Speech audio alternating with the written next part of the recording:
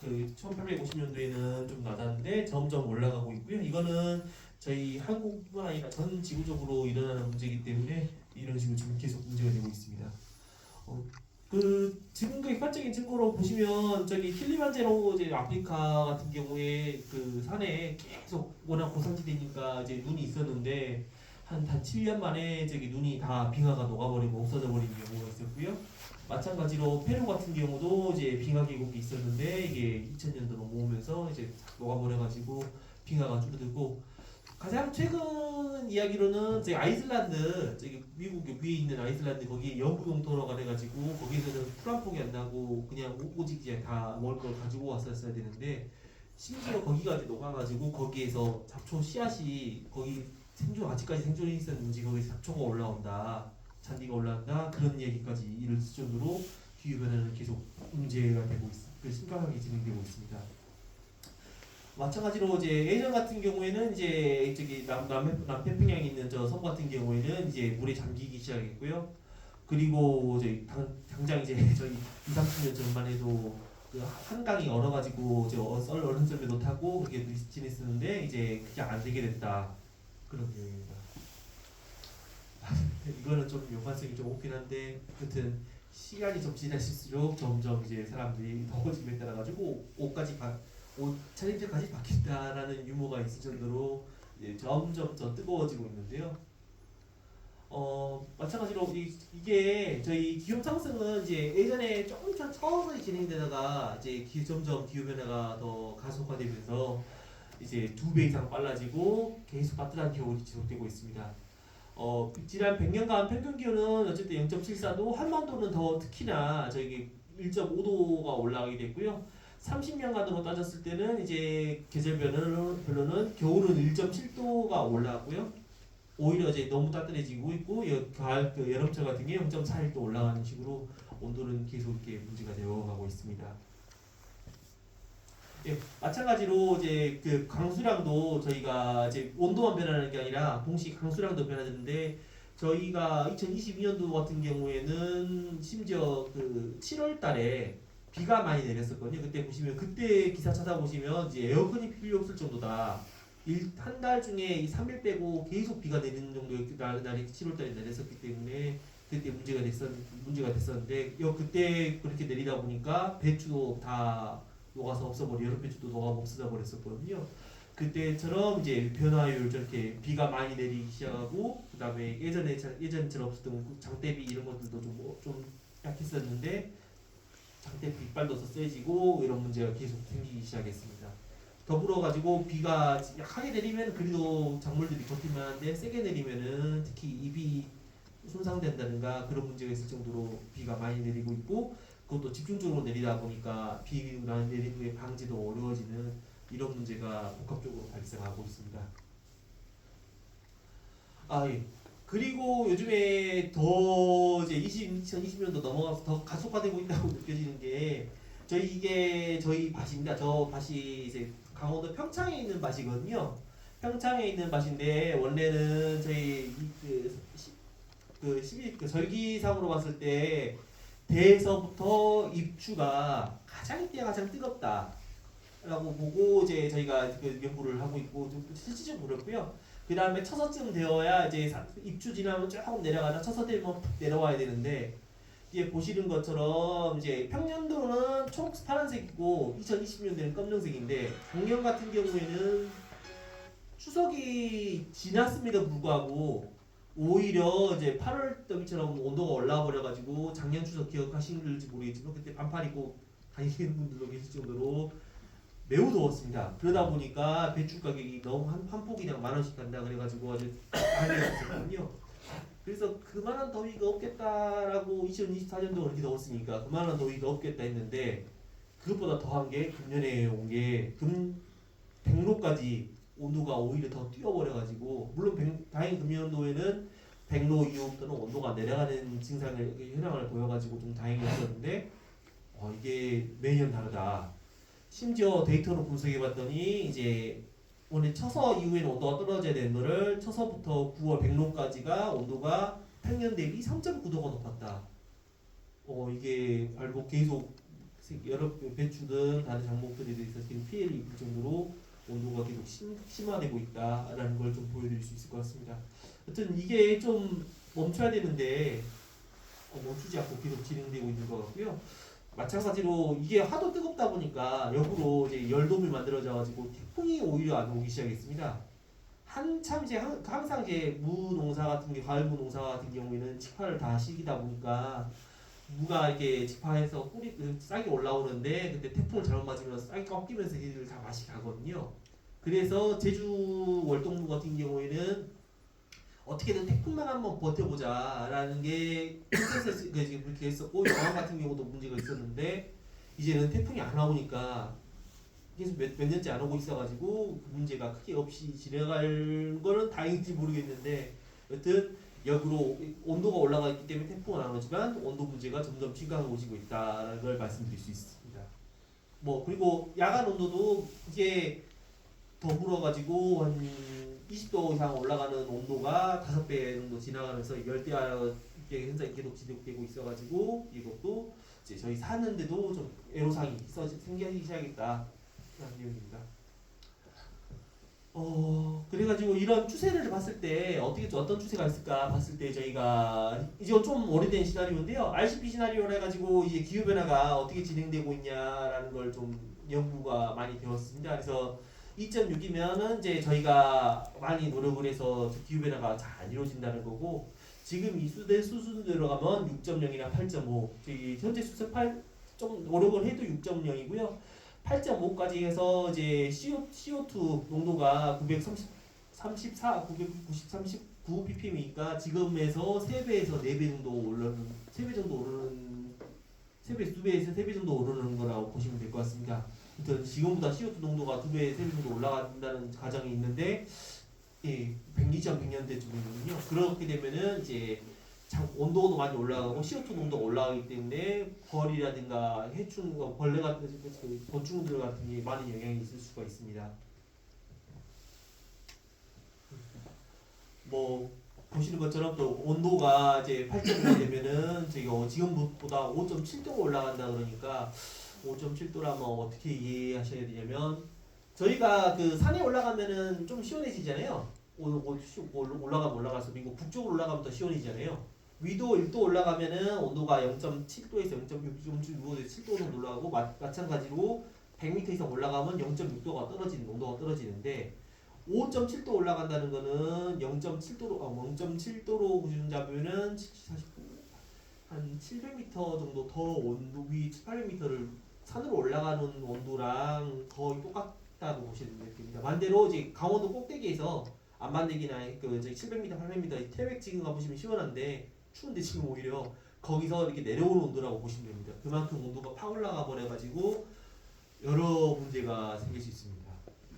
마찬가지로 이제 강우량은 또 역으로 늘어나는데 저 강우량이 정상적으로 늘어나는 게 아니라 폭우로 국지선 폭우라든가 아니면 우기처럼 계속 비가 많이 거치지 않고 계속 비가 내리는 문제가 될 수가 있습니다. 예, 점점 이렇게 뜨거워진다는 거고요. 지금은 저기 위에 빨간색, 지금 아래 그 노란색으로 하면 좋은데 지금 가장 유력한 시나리오는 저 빨간색 오른쪽에 보면 빨간색으로 쭉 올라가는 저 시나리오로 보시면 될 것 같습니다. 예, 그래서 이제 날씨가 뜨거워지다 보니까 실질적으로 그 겨울은 점점 줄어들고 봄도 줄어드는데 봄은 이게 괜찮고 겨울은 줄어들어가지고 봄은 이틀 정도 늘어나는 비에 궁극적으로는 여름이 한 20일 정도 길어지고 가을도 14일 정도 더 길어진다는 결과였습니다. 하여튼 겨울이 짧아지고 최저 온도가 점점 낮아지다 보니까 이제 과수 같은 경우에는 특히나 문제가 생길 수 있을 것 같고요.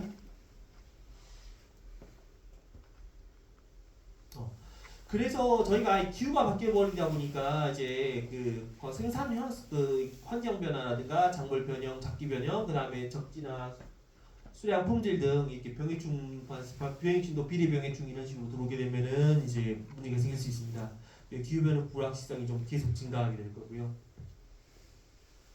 예, 현재는 이렇게 돼 있는데 점점 이제 이렇게 현재는 지금 이렇게 돼 있는데 그 기후 변화 기후선이 이렇게 돼 있는데 이게 감축 노력 열심히 하면은 2100년도에 이 정도로 기후선이 올라가는 거고요.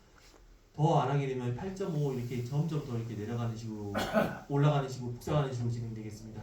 그러면 지금 남쪽에서 재배하던 마늘, 그 감귤이라든가 마늘 같은 경우는 심지어 저기 고랭지 있는 데까지 쭉 올라간다는 이야기입니다.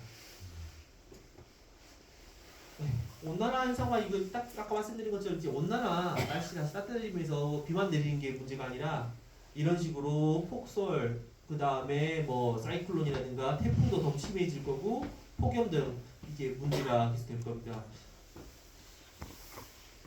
예. 그리고 이게 점점 기후 변화가 더 세지게 되면 이제 기후가 이게 고정되고 있던 게 이제 저희는 아열대로 넘어가고 툰드라 지역 같은 경우는 이제 그 온대 지방이 돼서 이제 사람이 살기 어렵던 데는 거기 오히려 러시아 같은 데는 정치대가 될 수 있는 이런 변화가 계속 이루어질 걸로 예상이 되고 있습니다. 저희 어쨌든 이건 벌어지는 거고 그러면 이제 저희 농사짓는 입장에서는 어떻게 변화할 거냐라는 걸 천천히 좀 보겠습니다. 일단은 생육하고 품질 그 다음에 재배지가 복합적으로 변화가 될 수 있을 것 같은데요. 일단은 저희 채소 쪽을 먼저 좀 말씀드리면 고추 같은 경우에 문제가 될 겁니다. 지금 현재 고추는 제일 왼쪽이 이제 그 지금 현재 상황이고요. 제일 오른쪽이 이제 8.5 그 빨간 그 지금 빨갛게 있는 게 제가 이제 앞으로 2100년도 이대로 진행되면 100년도의 고추일 겁니다. 지금 보시면 생장량이 지금 그 위에 가지로만 보면은 빽빽하는 거 보니까 얘네들 많이 큰 거 같잖아요. 생장량은 좀 이렇게 그냥 영양생장 안 하고 그냥 벌크는 클 수 있는데 보시는 것 아래 그 품질을 보시게 되면은 8.5가 되면은 저렇게 고추가 따뜻한 워낙 뜨겁다 보니까 쬐끔밖에 안 열리고 소가밖에 안 열리고 석가나 소가 이렇게 열리게 됩니다. 고추 같은 경우에는 30도가 넘어가면은 이제 그 꽃 수정도 어렵고 석가의 그 기온가가 그렇게 급격하게 진행되거든요. 마찬가지로 저게 온도가 올라가다 보니까 뭐 정상적인 고추가 못 나오고 이렇게 문제 있는 고추가 생기게 된다라는 걸 보여줄 수 있을 것 같습니다. 그리고 잎 자체도 이제 계속 문제가 저렇게 CG처럼 제일 안에 있는 것처럼 이제 조직이 문제가 생기면서요. 광합성은 조금 더 괜찮거나 비슷할 수 있는데 나머지들 생육이라든가 그리고 잎 형질이라든가 문제가 생겨서 생산성에 문제가 되게 됩니다. 특히나 지금 요거는 그나마 이제 저희가 젓가락과 했었으니까 지금 쬐끄만 거로 나오는데 아예 30도가 넘어가는 시즌이 돼버리면은 이제 저 쬐끄만 것들은 이제 4월달에 심어서 이제 그 9월달에 정리한다라는 과정이 있기 때문에 저렇게 쬐끄만 게 나온 거지. 저게 7, 8월달 계속 온도 30도가 넘어간다는 그 시즌에는 아예 꽃이 열리지 않고 계속 문제가 되고 있습니다. 단순하게 지금 이제 온도만 4, 5도, 5도, 6도 이렇게 저희 올려가지고 실험을 하고 있는데요. 이제 꽃도 떨어져 버리고 이제 온도 6도 좀 더 올라가게 되면은 얘네들 이제 그 열매 맺히는 것들 전체적인 문제가 되기 때문에 이거는 한번 이제 온도 기후 변화가 이렇게 진행되면 이런 식으로 문제가 된다는 걸 보여드릴 수 있을 것 같습니다. 그리고 광합성도 아까 이제 말씀드렸는데 일부 괜찮아지는 작물들은 있을지 모르겠지만 저희 고추 같은 경우에는 이제 지금 보시면 왼쪽에 요게 지금 광합성이거든요. 순수하게 이것만 보시면 편할 것 같은데 이게 지금 70일 그러니까 그 광합성하는 게 70일이었는데 이게 거의 반토막까지 내려가는 이제 있어서 광합성도 문제되고 이제 전반적으로 생육이라든가 이런 것들이 많이 안 좋게 됩니다. 마찬가지로 이제 생리장애도 좀 많이 발생하게 되는데요. 보시는 것처럼 이제 벌마늘 이런 것들도 물론 벌마늘이 또 물 문제도 있다라고 얘기를 하는데 물 문제더라도 이제 그 과습법 문제가 있을 수 있다라고 얘기하는데 그 기후 변화가 되면서 어쨌든 강우량이랑 강우양 자체가 더 늘어나게 되고요. 그 다음에 이런 것들 온도가 같이 영향을 받게 되면은 저렇게 이착 성장이 일어난다든가 벌마늘이 생긴다든가 여러 문제가 있을 수 있습니다. 다만 이제 그 기후 변화가 완전히 문제가 있냐라고 보시면은 문제가 대부분 많이 발생하긴 하는데 아까 러시아 이야기 드린 것처럼 연구 농도가 이제 여기가 이제 뭐 옥상지대가 될 수 있다, 홍리나 이렇게 막 얘기 드린 것처럼 지금 온도가 적당할 때는 저렇게 나오는데 온도가 역으로 올라가면은 양파나 만난 지역 마늘이나 이런 것들 남쪽에서 많이 심고 이제 온도가 따뜻한 데서 했던 작물들 같은 경우는 오히려 생육이 늘어나는 경향이 있어서 아예 재배지라든가 지금 하고 있는 작물들이 변경돼야 되는 그런 게 생기기 시작합니다. 마찬가지로 이제 귤 같은 경우에 감귤이나 완감류, 감귤 같은 경우에는 지금도 이제 그 전북 쪽에서도 하고 있는 농가들 하우스에서 하고 계신 농가들이 계신 걸로 알고 있는데 이게 저기 해안선 따라 가지고 강릉까지 올라간다는 연구 결과가 있을 정도로 어쨌든 저희 이제 이때까지 하셨던 농업에 대해서 좀 그 컨센서스 이렇게 해야 된다라는 거에 대해서 많이 변경이 될 예정입니다.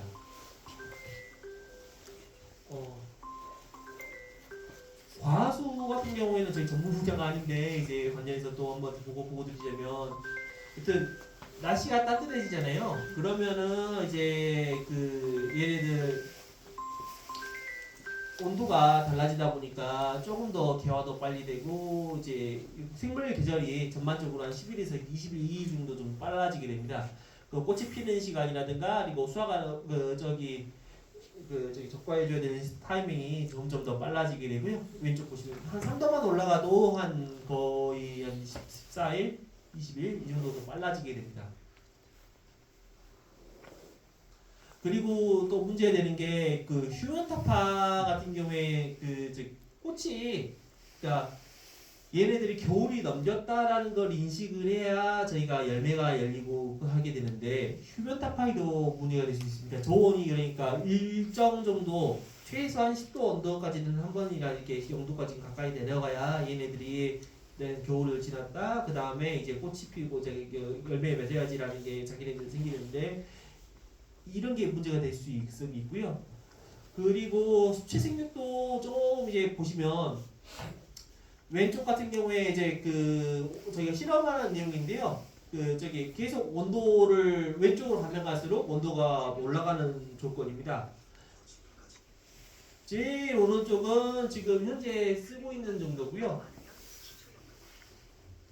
그 중간이나 이제 가다 보면은 이제 수세가 점점 세지게 온도가 올라가면 좀 더 세지긴 하는데 궁극적으로는 온도가 너무 올라갈 경우에 이럴 경우에는 수세조차도 약해지게 됩니다. 근데 수세만 좋으면은 이제 다 중간 정도만 온도가 올라가면 괜찮은 거 아니냐라고 하기에는 이제 물 같은 경우 증산이라든가 이런 것들 복합적으로 장애가 발생되기도 하고요. 그리고 열매 같은 게 열리는 것들도 문제가 되고 그 열매 품질까지 문제가 되게 됩니다. 계속 이제 뜨겁다 보니까 물을 계속 증발해서 많이 시켜줘야 되다 보니까 저희가 관주하는 물 관리해줘야 되는 시점도 좀 더 빨라지게 되고요. 그리고 계속 물 흡수력이 많다 보니까 이제 양분 빨아 올리는 것들 그런 것들도 저희가 다 변경해서 고민을 해줘야 되는 상황이 되게 됩니다. 화시 생육 같은 경우도 아까 말씀드린 것처럼 이제 문제가 됩니다. 아까 고추 같은 경우에는 이제 열매가 안 맺힌다 그랬잖아요. 마찬가지로 과수도 이제 열매 맺히는 게 착륙률 이런 것들 다 문제가 되고요. 특히나 그 과실 사이즈 자체도 얘네들이 좀 더 작아지게 됩니다. 생산율이 이렇게 적어져 가지고 보시면 이제 저기 오른쪽에 있는 표를 그래프를 보시면 이제 지금은 100이라고 잡으면요. 지금 사이즈가 100이라고 잡으면은 온도가 올라감에 따라 가지고 수세는 점점 좋아졌는데 오른쪽 조금만 더 온도 올라간 거랑 중간에 M이라고 써 있는 거는 좀 더 올라간 건데 여기 수세 자체는 아까 여기 보시면은 제일 왼쪽이고 중간이고 저기 M이라고 써 있는 게 수세가 제일 강해가지고 얘네들 번창하고 있다고 판단을 보이는데 외부적으로 보이는데 역으로 과일 이제 크기라든가 이제 열매를 실은 거는 장애가 있어 점점 더 줄어들게 돼서 생산성이 저하된다 이런 결론을 얻었고요. 예. 그래서 이제 보시는 것처럼 지금 수량이 550g 정도 나온다 그러면은 궁극적으로는 410 떨어지더니 결국에 405까지 단 3도만 올랐는데도 불구하고 한 20% 정도 수량이 줄어드는 문제가 발생할 수 있습니다.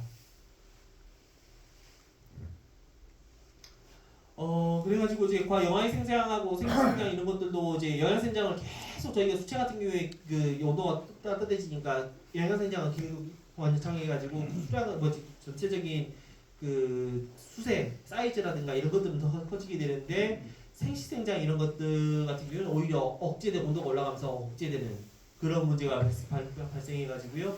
저희가 특히 과태료 같은 경우에는 제일 크게 타격을 입을 것으로 저희가 보고 있습니다. 그리고 품질 또한 좀 많이 그러는데요. 특히나 이제 그 사고 같은 경우에는 이제 온도가 너무 폭염이다 그러면 착색에 문제 생긴다라고 얘기들 하잖아요. 다른 이 포도도 마찬가지로 착색도가 떨어지고 이제 있긴 한데 품질 같은 경우는 이제 저희가 보신 것처럼 수량 떨어지고 맛도 조금씩 떨어진다라고 저희가 보고 있습니다. 일단은 제일 오른쪽에 헌터 A라고 쓰여 있는 거, 제일 오른쪽에 있는 거는 여기 같은 경우에는 착색이 좀 이제 계속 불량해진다는 내용이고요. 그리고 당도차도 이제 점점 떨어진다라고 보시면 될 것 같습니다. 수량은 당연히 떨어지는 거고요. 물론 이제 당산 비율에 따라 가지고 그의 물에 따라 가지고 정확히 이제 저희가 검증을 또 해보긴 해야 되는데 전반적인 내용 같은 경우에는 이제 줄어든다라고 좀 보고 있습니다.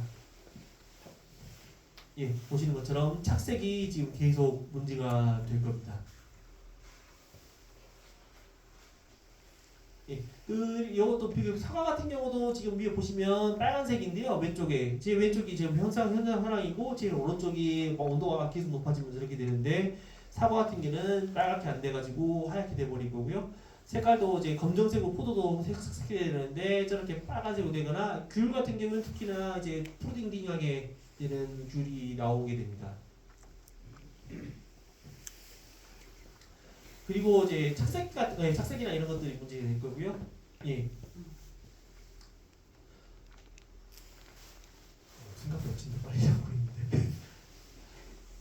이래 여기 색깔이나 이런 게 문제 될 거고요. 나머지도 이제 그 채소도 마찬가지로 문제가 될 거고 이제 특히나 그 온도가 올라가면은 그 어떤 경우에는 이제 그 고추 같은 경우에는 일정 정도 올라가게 되면은 매운맛이라든가 이런 것들 좀 그 온도 그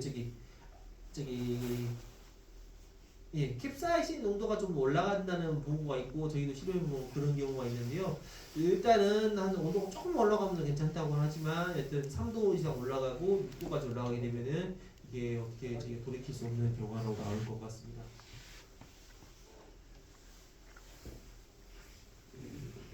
뭐 저기 재배지 변동 같은 경우에는 저기 많이 발표돼가지고 한번 아실 건데요. 사실 저기 오른쪽에 있는 지도가 저기 보시면 뭐 지금 현재는 저기 제주도가 이렇게 그 귤이 만감률을 하고 있었는데 이제 저기 김제나 저기 위까지 올라온다. 녹차 같은 경우에는 고성까지 올라갈 수 있다라고 하는 저 그림 같은 경우는 사실 저희가 그린 그림은 아닌데 저희가 이야기했던 거를 기자분이 그대로 따가지고 저렇게 만드셨더라고요.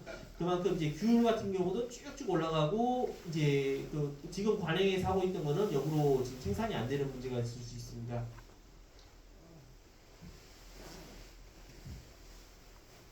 제 문제는 이제 따뜻한 거는 문제가 안 돼요.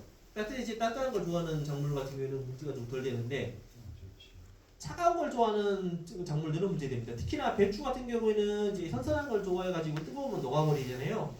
지금 계속 문제가 되고 있는 게 고랭지 배추는 지금 이제 그 여름철에 배추는 저기 강원도 산가지방하고 무주, 거창, 저기 전북 지역, 경남 지역 일부에서 할 수가 있는데 이게 점점 온도가 올라가져 버리니까 궁극적으로는 2100년도 되면은 국내에서는 생산이 어렵다. 올라가려면은 지금도 안 그래도 지금 농식품부도 고민하고 있는 거는 지금 계속 여름 배추가 더 뜨거워지니까 어려워지기 때문에 하얼빈이나 블라디보스토크 그 다음에 아예 그 위에까지 지금은 또 중국산 배추 수입 때문에 내몽골에서 해가지고 수입을 하고 있답니다 지금도. 근데 이게 2100년도면은 국내에서 어떻게 처리해보고 싶어도 이게 안 된다. 지금은 블라디보스토크이지만 그때는 이제 아예 뭐 더 시베리아까지 더 올라가야 된다는 그런 결론이고요. 반대로 채소 같은 경우에는 이제 난지에 따뜻한 거 좋아하는 채소 같은 경우에는 난지형 채소 마늘 같은 경우에는 지금 남부지방 일부에서만 하고 있고 의성이나 이런 데 같은 경우에는 날씨가 추워가지고 남도 그 난지형 마늘 심으면은 얘네들이 살아날 수가 없는데 그런 애들 같은 경우는 이제 도태되고 이제 따뜻한 그 수량이 많고 알이 더 굵은 난지역마늘 같은 경우에는 지금 남해안밖에 안 되는 게 점점 올라가서 강원도 산간 지역 빼고는 다 될 수 있다. 이런 결론입니다.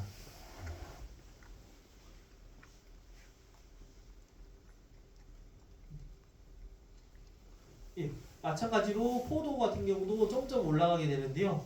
근데 이제 포도 같은 경우에 이제 이게 지금 뭐 평균적으로 이러고 돼 있는 지금 생산성이 이러고 돼 있는데 지금 오른쪽 보시면 점점 늘어나고 대신 늘어나는데 요지는 이제 막상 좋아할 수 있는 게 없는 게 채소 같은 경우에는 그나마 좀 다행인 거는 저희가 심었다가 뽑아버리면 되잖아요. 만약에 날씨가 뜨거워진다 그러면은 그만큼 늦게 심거나 일찍 심으면 되고 그리고 뭐 배추 같은 경우도 고추 같은 경우도 뭐 날씨가 따뜻해지면 더 일찍 심어가지고 한번 너무 뜨거워지기 전에 한번 다 따고 그게 앞으로는 그렇게 될 겁니다. 이렇게 따고 날씨 좀 시원해지면 너무 뜨거워질 경우에 너무 좀 시원해졌을 때 별도로 심으면 된다는 결론이 되는데 이게 포도는 움직일 수가 없습니다. 보시는 것처럼 지금 평년이 이런데 나중에는 올라가게 되는데요. 이게 마냥 늘어나지 않는 게 또 좋은 문제가 있을 수 있고요. 그렇다 그리고 온도가 올라가더라도 마냥 온도가 올라가는 게 아니라 또 한파 같은 경우 만상이들 같은 경우는 크게 움직이지 않는 경우가 있기 때문에 그런 것들도 문제가 돼서 면적이 늘어나긴 늘어나지만 마냥 늘어나진 않을 거다라는 결론입니다. 2020년도, 30년대, 40년대 점점 이렇게 컬티가 올라가는데 파란색이 점점 줄어드는 게 보이시잖아요. 예. 초록색이 이제 적당하게 재배할 수 있는 거고 파란색이 최적지인데 이런 것도 점점 줄어들고 예, 문제가 될 겁니다.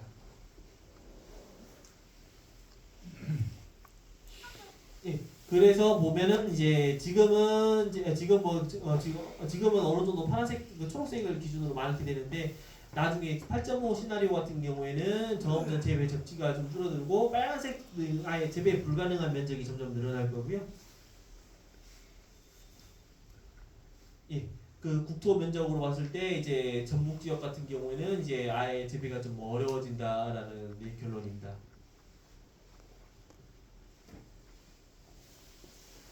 사과도 마찬가지로 보시면 이제 그 파란색이 점점 줄어들어 가지고 궁극적으로는 이제 그 지금도 강원도 고성이나 아니면 저기 양구나 이런 데까지 그 대구에서부터 안 돼가지고 올라가고 있는데 이거는 나중에 궁극적으로 아예 없어질 거다. 국내에서는 이제 안팎 1000m 고지에서 그런 데서나 재배할 수 있고 앞으로는 어려울 거다라는 내용입니다. 생산지도 점점 줄어들어서 사과가 이렇게 될 거고요. 그다음 배 같은 경우도 지금은 이제 예전에 나주배가 유명했는데 그게 지금 그 주산지가 이제 울진으로 간다든가 위에 쫙 올라가지고 그 안성까지 올라가는 지금 상황이 되고 있는데요. 이것도 배도 올 때는 기하고 온도가 안 맞으니까 그 저온을 못 맞춰가지고 얘도 지금 생산이 점점 더 어려울 것으로 예상되고 있습니다.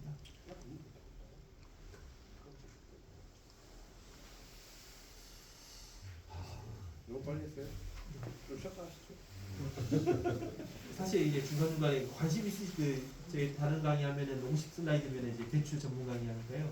물어보시면 이제 중간중간에 여쭤보고 피드백 하다 보면은 한 20 슬라이드 갖고 한 2시간 이거 좀 기후변화니까 여쭤보 피드백이 좀 없으니까 제가 뭐라 말씀드리려고요. 이거 쪽에 좀 관심이 있을 겁니다. 그래서 이걸 좀 앞에 놨어야 되는데 어쨌든 기후변화 온도가 올라가면은 얘네들 피해가 계속 있을 거잖아요. 그러면 아는 좋은데 그러면 어떻게 막기만 해야 되느냐. 그나마 이제 채소 같은 경우에는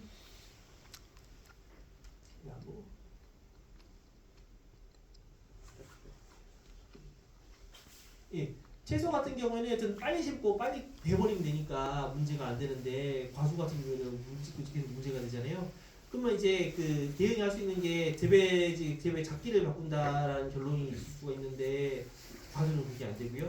근데 이렇게 작기만 바꾼다고 해서 문제가 되는 게 아닙니다. 어떻게 보면은 지금 강원도 정선 같은 경우에는 원래 고랭지 배출을 계속 많이 했었는데요.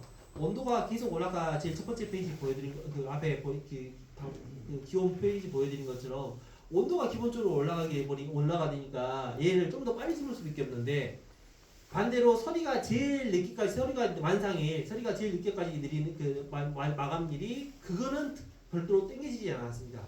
한 땡겨져도 3, 4일 정도 땡겨지는데 온도는 많이 올라와 버렸는데 그 만상일 같은 3, 4도 3, 4도는 3, 4일 정도밖에 못 땡겨지고 그것도 만상일들도 보장을 못하는 게 이게 한 번씩 이상 기후 때문에 온도가 떨어지면서 만상이 더 한 번씩 늦게 치고 오는 게 있기 때문에 그런 지역 같은 경우에는 이제 땡겨야 된다고 생각을 하지만 땡겼다가 고추 같은 거 땡겨서 씹었다가 얘네들 자체가 훅 가버리거나 배추 같은 경우는 훅 가버리는 경우가 있기 때문에 그렇게 마장할 수가 있는 것도 아니고요.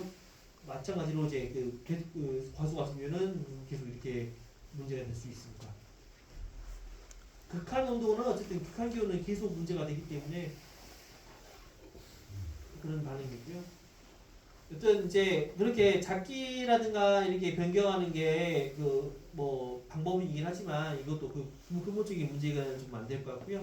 그래서 저희가 그 대응 기술로 개발하는 것들이 연구됐습니다. 일단은 저희 품종을 계속 개발을 좀 연구를 하고 있습니다.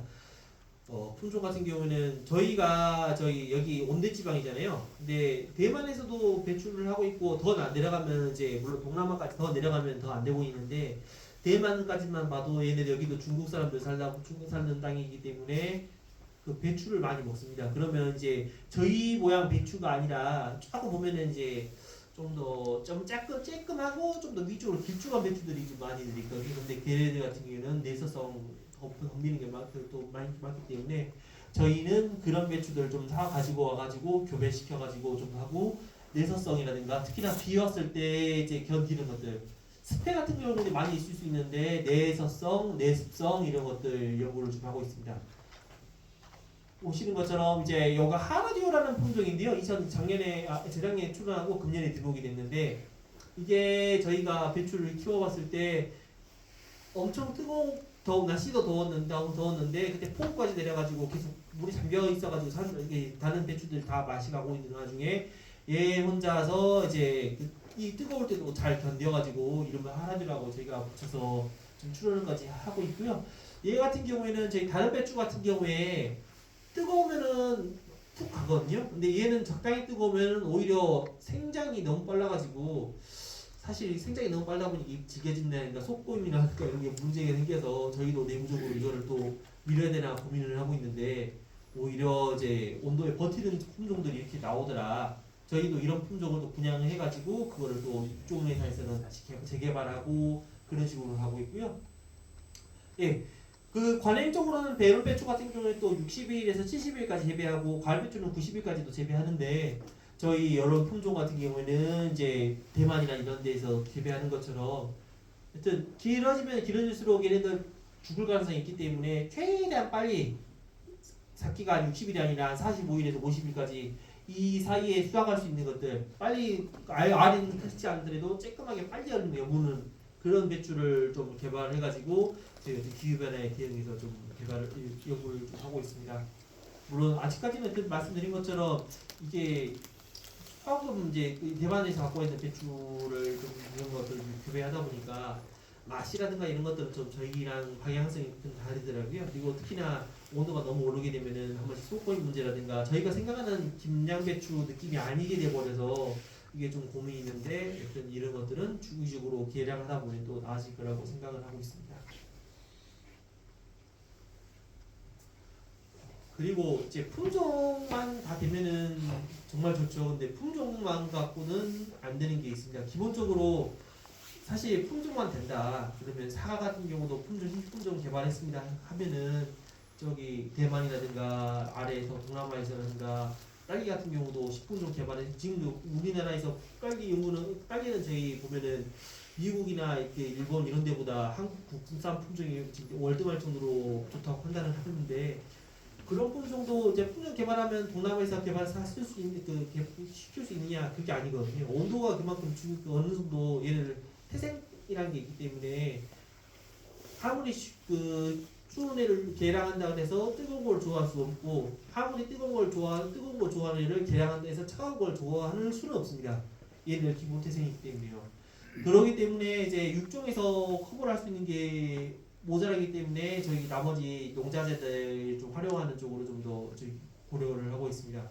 어떤 온도가 완만하게 올라간다는 것은 모르는데 온도가 요즘에는 지금 너무 가파르게 오르고 있고 그래서 육종할 수 있는 그 범위를 벗어나서 쭉 올라가고 있기 때문에 저희가 나머지 하고 있고요. 흰색 필름 같은 경우에는 이제 보신 적이 있으실지 모르겠습니다. 이제 보시면 원래는 다 검정색 필름을 쓰시잖아요. 근데 검정색 필름을 쓰는 게 아니라 이제 투명 필름이 아니고 완전히 위에 흰색 필름입니다. 흰색 필름이고 아래는 검정색으로 덧대져 있어가지고 그 아래 땅에서 반 아래면은 검정색, 위에는 흰색 면인데요. 흰 면을 위에가 있다 보니까 빛이 이렇게 태양광이 이렇게 딱 방에서 되면은 그게 반사를 시키기 때문에 시원하게 됩니다. 그리고 가끔씩 비닐하우스로 이제 창고 지으시는 분들 보면은 뜨거워지니까 위에 흰색 비닐로 다시 씌우시는 분들이 계시잖아요. 그런 원리랑 같다고 보시면 됩니다. 그래가지고 온도를 반사시키는데 기존 저기 그 온도를 보시면 이제 저희가 테스트를 해봤을 때 지온을 4도에서 6도 정도 떨어뜨리게 됩니다. 그러면 4도, 6도, 6도 떨어뜨리게 된다는 말씀드리는 거는 저희 그때 그 아까 그 기후변화 이야기 했던 것처럼 이제 한 4도면은 4도, 6도면 거의 산 500m 이상으로 4,500m 이상으로 올라가서 재배하는 거랑 똑같다는 결론을 보실 수 있을 것 같고요. 그래서 얘네들 스트레스를 안 받다 보니 왼쪽 저 사진을 보시면 저기 같은 날짜에 심은 배추인데 왼쪽 같은 경우에는 이제 하도 뜨거울 때 심어도 쟤네들이 이렇게 버티게 되고요. 특히나 잎 같은 게 이제 필름 같은 검정색 필름 같은 거 하면은 뜨거울 때 심었을 경우에 잎이 땅이라면은 그게 살짝 물 묻으면 아예 붙어가지고 떨어지지도 않고 파버리잖아요. 이런 것들이 없이 그냥 잘 버티게 됩니다. 그러다 보니까 이제 살짝도 잘 되고 수량도 좀 잘 나오게 되는 상황이고요. 예, 특히나 이제 그 제일 뜨거울 때 한 3시에서 4시 사이, 2시에서 3시 사이, 3시에서 4시 사이 이때쯤 같은 경우에는 심지어 그 온도가 이제 저희 개발한 저희 필름에 비해서 한 13도 정도 차이가 나는 정도로 40도가 넘어가 버리는데 얘는 25도, 26도로 그대로 유지할 수 있는 그 정도로 온도를 버티게 하는 그런 필름들도 개발해서 저희가 보급하려고 하고 있습니다. 특히나 이런 게 지금 이제 그 농가들 강원 지역 농가 같은 경우에는 입소문을 좀 타가지고요. 이번에 농식부 장관님 저기 여름배추 안에서 그 방문을 대관령 원협 이런데 방문을 하셨는데 그런 데에서는 이제 온도가 차이가 많이 나니까 저 쓴 농가랑 안 쓴 농가 비교하면서 이게 가격이 사실 좀 센데 2배, 3배 정도 세긴 한데 그럼에도 불구하고 이게 효과가 있다. 그러니까 저 경상 모듈을 좀 지원해달라. 그리고 장관님 별도로 요청을 드릴 정도로 효과가 좀 있습니다. 아까 말씀드린 거 어쨌든 가격이 문제인데 저게 그 검정색 필름은 얇게 해도 되고 얇게 해서 쭉 가면 되는 그 얇게 한 겹짜리인데 문제는 이제 흰색 피복 같은 경우에는 위에는 한색 아래는 검정색이라 보니까 두 개를 한 번에 두 장이 한 번에 있고 그걸 겹치게 됩니다. 부처가 접착을 해가지고 하다 보니까 단가가 좀 세질 수밖에 2배가 들어가니까 두께도 두꺼워지고 셀 수밖에 없는데요. 흰색만 쓰게 되면은 아래 이제 그 잡초들도 빛이 어느 정도 살짝 비치니까 풀이 올라와 버리니까 흰색만 쓸 수 없고 흰색 검정색 같이 쓰다 보니까 이렇게 올라오는 문제가 있습니다. 그래서 지금 위에 오른쪽 그래프 보시면 초록색이 관행에서 쓰는 그 흰색 필름이고요. 저 오른쪽 저기 아래 파란색 같은 경우에는 저희 원예 특작과학원에서 개발한 필름인데 부직포 계열 필름인데 저 같은 경우에는 온도를 좀 더 낮춰주더라 라는 결론입니다.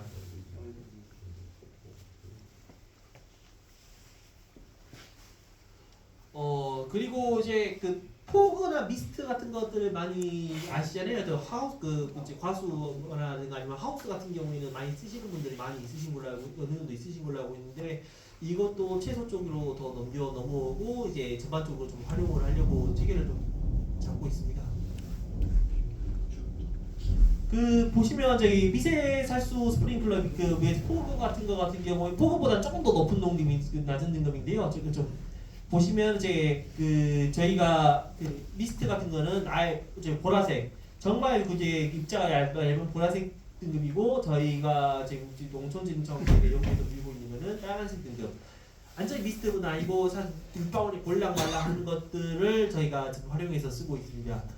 이제 이거를 이제 온도 떨어뜨리는데 지금 주로 쓰고 있는데요. 저희가 이제 여름철 주가 제일 뜨거울 때 저거를 분사해주면은 한 90% 정도는 날아가 버리고 그게 다 온도 떨어뜨리는데 활용이 되고요. 평균적으로 온도가 2.5도에서 4.5도가 내려가게 돼가지고 저희를 배추나 다른 작물들에도 쓰고 있습니다. 여튼 이제 계속 문제가 되고 있던 게 이야기 나오는 게 여름철에 뜨겁다 그래서 이 물 틀어주면 너무 과습하는 거 아니냐라고 하는데 저희가 연구해본 결과 제일 뜨거울 때 틀면은 어떤 90% 날아가고 50%만 날아가게 들어 땅에 부착되게 되고요. 그것도 어쨌든 얘네들 증발량이 증발산량이 이제 뜨거우니까 얘도 숨을 쉬어야 되잖아요. 배추도 작물이든 계속 물 빨아먹는 게 있기 때문에 이 정도는 적절하다라고 이제 판단하고 이제 지도를 하고 있습니다. 그 증상 과정에서 앞에도 한번 나왔었는데 한 번 더 조금 더 깊게 설명을 드리자면요. 그 작물이 뜨거워지면은 얘네들 물을 더 많이 필요합니다. 사실 뜨거워서 이게 물이 증발이 되는 게 그냥 물 받아놓으면 뜨거운 물 빨리 자라가는 것도 이유가 있는데 작물은 그거랑 또 발산이 증산이 있고 발산이 있는데 간단하게 설명드리면은 사람하고 생각해 볼게요. 사람이 뜨거우면 막 땀 흘리잖아요. 땀 흘리는 이유가 이제 온도를 이렇게 그 땀이 나면서 물이 나오면서 얘네들 마르고 그러다 보니까 마르면서 얘네들 땀구멍 나르면서 온도가 내려가게 됩니다. 사람이란 게 마찬가지로 식물도 똑같은 게 얘네들이 온도가 너무 오르게 되면은 저희는 36.5도 맞추기 위해서 이렇게 하고 있는 거고 채소 같은 경우나 과수 같은 경우도 온도가 너무 입이 오르게 되면은 이제 날씨가 40도니까 40도 맞춰가지고 계속 40도가 이제 6도 40도가 돼버리면은 안에 있는 엽록소든 이제 입이 다 타버리고 죽어버릴 거예요. 근데 얘네들이 온도는 기온은 40도지만 그래도 수체 온도는 25도 30도 이렇게 맞추는 게 입에서 계속 입에서 기공을 열어가지고 물을 계속 증발시키기 때문에 증발되면서 온도가 떨어지는 열을 활용해가지고 입의 온도가 유지가 되는 겁니다. 수체라든가. 그래서 물이 없게 되면 물이 만약에 부족하게 되잖아요. 그러면은 이제 얘네들이 증발할 수가 없기 때문에 물을 안 뺏기려고 기공을 닫게 되고요. 기공을 닫게 되면은 얘네들 증발이 안 되기 때문에 온도가 계속 오르다가 타버리고 고사해버리는 경우가 생기게 됩니다.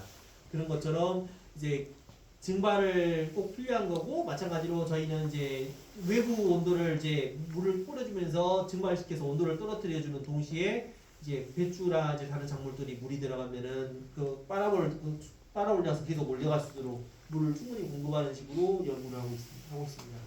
질문이 있는데요. 예. 예.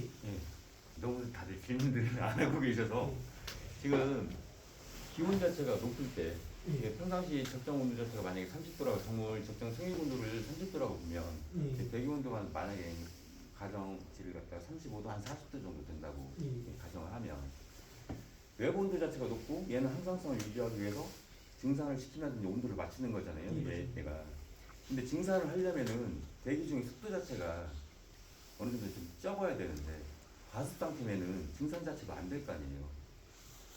네, 과습이라고 하시고 미스트 들어도요 생각보다 습도는 많이 올라갑니다. 아, 그래요? 그 하우스 내 같은 경우에는 아예 닫힌 이제 시설 내기 때문에 거기 같은 경우는 빠져나갈 데가 없으니까 팍 올라가는데요. 아예 지금 과수 하시는 분들 나중에 포그 틀어보시고 습도 만들어 보시면은 생각보다 얘네들 습도가 많이 안 올라가고 버티게 됩니다.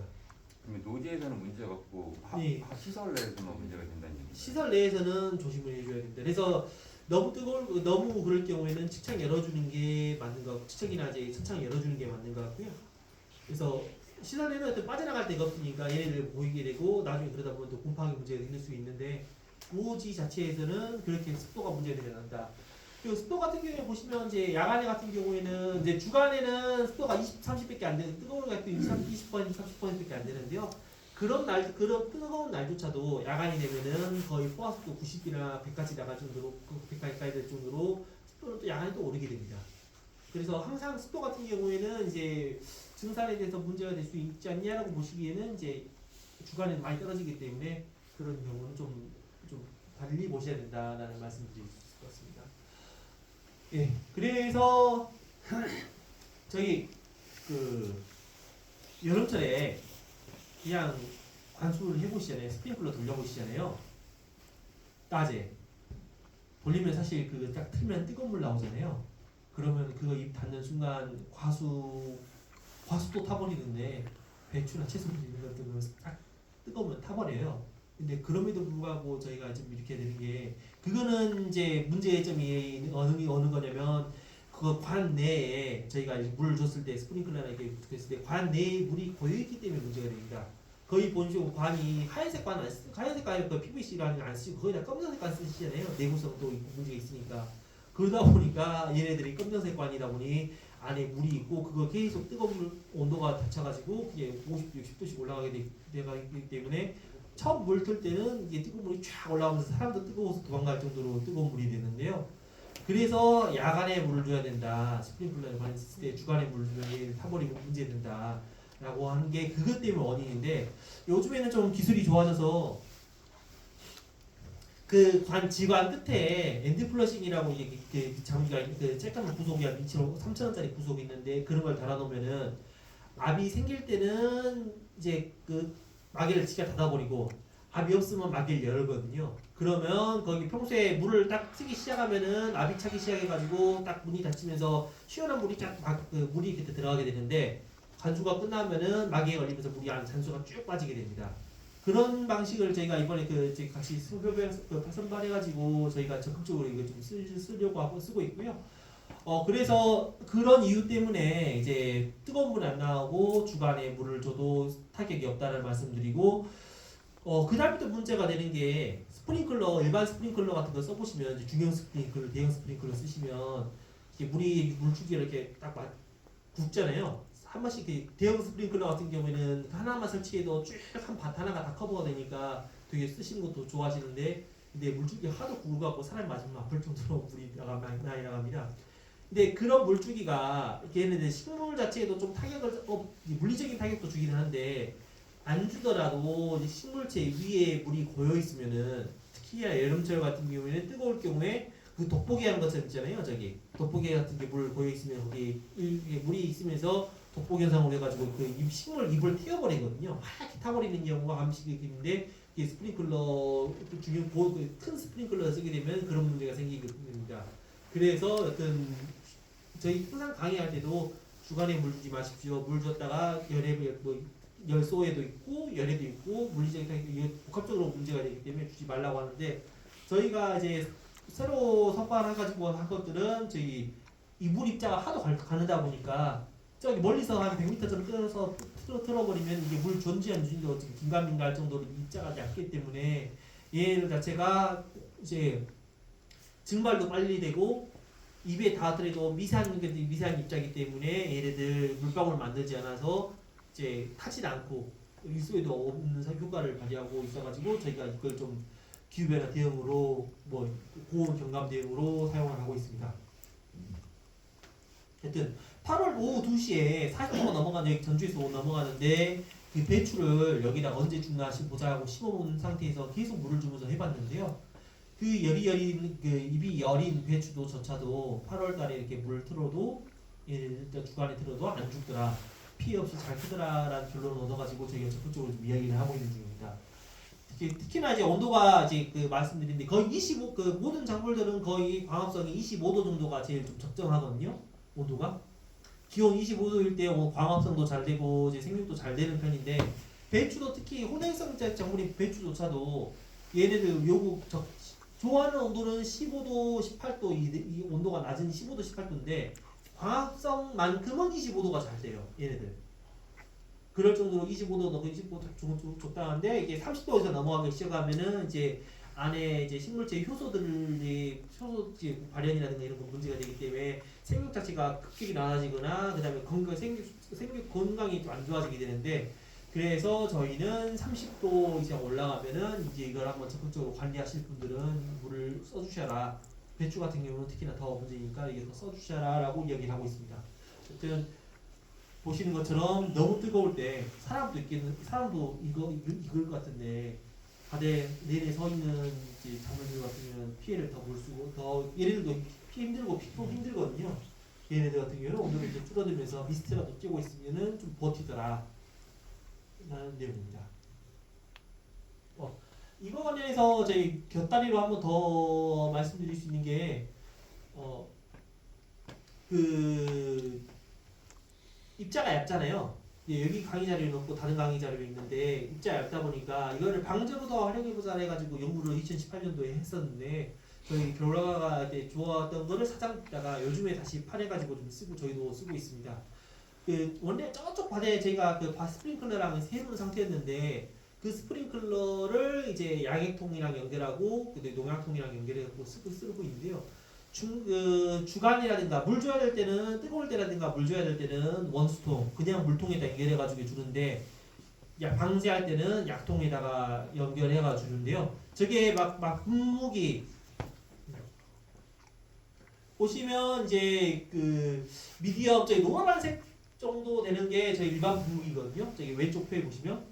근데 저희가 빨간색이라 말씀드렸잖아요. 입자가 더 가릅니다. 그래가지고 이제 저희 대형 분무기 쫙 주시는 거 이제 그 방제만 눌러가지고 약 주시게 되면은 긴 장대로 주시는 게 노란색쯤 되는데 그런 것들은 이제 더 굵게 나가는 거고요. 저희는 빨간색으로 나가는 건데 입자가 더 얇아가지고 더 촘촘히 방제되고 좀 이제 아래쪽까지 들어가는 좀 효과가 있어가지고 저희는 이제 금년부터는 방제를 저 스프링클러 가지고 방제를 돌리고 있습니다. 아직까지 근데 좀 고민이 있는 게 이제 저희도 좀 걱정인 게 이제 복합 방지에 그 장대로 주던 거를 저희도 버릇이 있었는데 이게 바꾸다 보니까 이거를 혼합 약재 썼을 때 이거 어떻게 되느냐 그 걱정은 좀 없지 않은데 이런 것들은 이제 뭐 혹시나 투자하시게 되면 포구에다 약도 섞어 치시는 분도 계신 걸로 알고 있는데 그렇게 똑같이 보시면 된다라고 보시면 될 것 같습니다. 그리고 뭐 이렇게 농자재를 개발해가지고 선발하고 개발해가지고 하는 것도 있고 이제 농약 같은 경우나 이제 약재 같은 경우도 저희가 추가적으로 선발을 좀 하고 있습니다. 그 보시면 아미노산제라고 들어보셨는지 모르겠네요. 그러니까 채소하시는 분들이나 과수하시는 분들 다 잘 아실 것 같은데 아미노산제 하면은 10m짜리 큰 말통에 한 10만 원씩, 20m짜리에 10만 원씩 하거나 비싼 건 19만 원, 쬐끄만 통에 한 10만 원씩 받는 것도 있는데 그런 게 보면은 쭉 찾아보잖아요. 뭐 어디 뭐 해초 부산물 만들어가지고 숙성시켰고 했다든가 아니면 돼지 피 이런 것도 추정이 나온 거 좀 숙성시켜가지고 아미노산제 만들었다는데 그런 게 전체 다 아미노산제이 저희가 그 발효시킨 거잖아요. 그래서 어느 게 보면 미원하고 거의 기초 성분은 똑같습니다. 미원 보면 글루탐산 나트륨이 적혀 있는데 그런 거 저기 해초 부산물이라든가 그 아미노산제 보면 글루탐산이라고 쓰여 있는데요.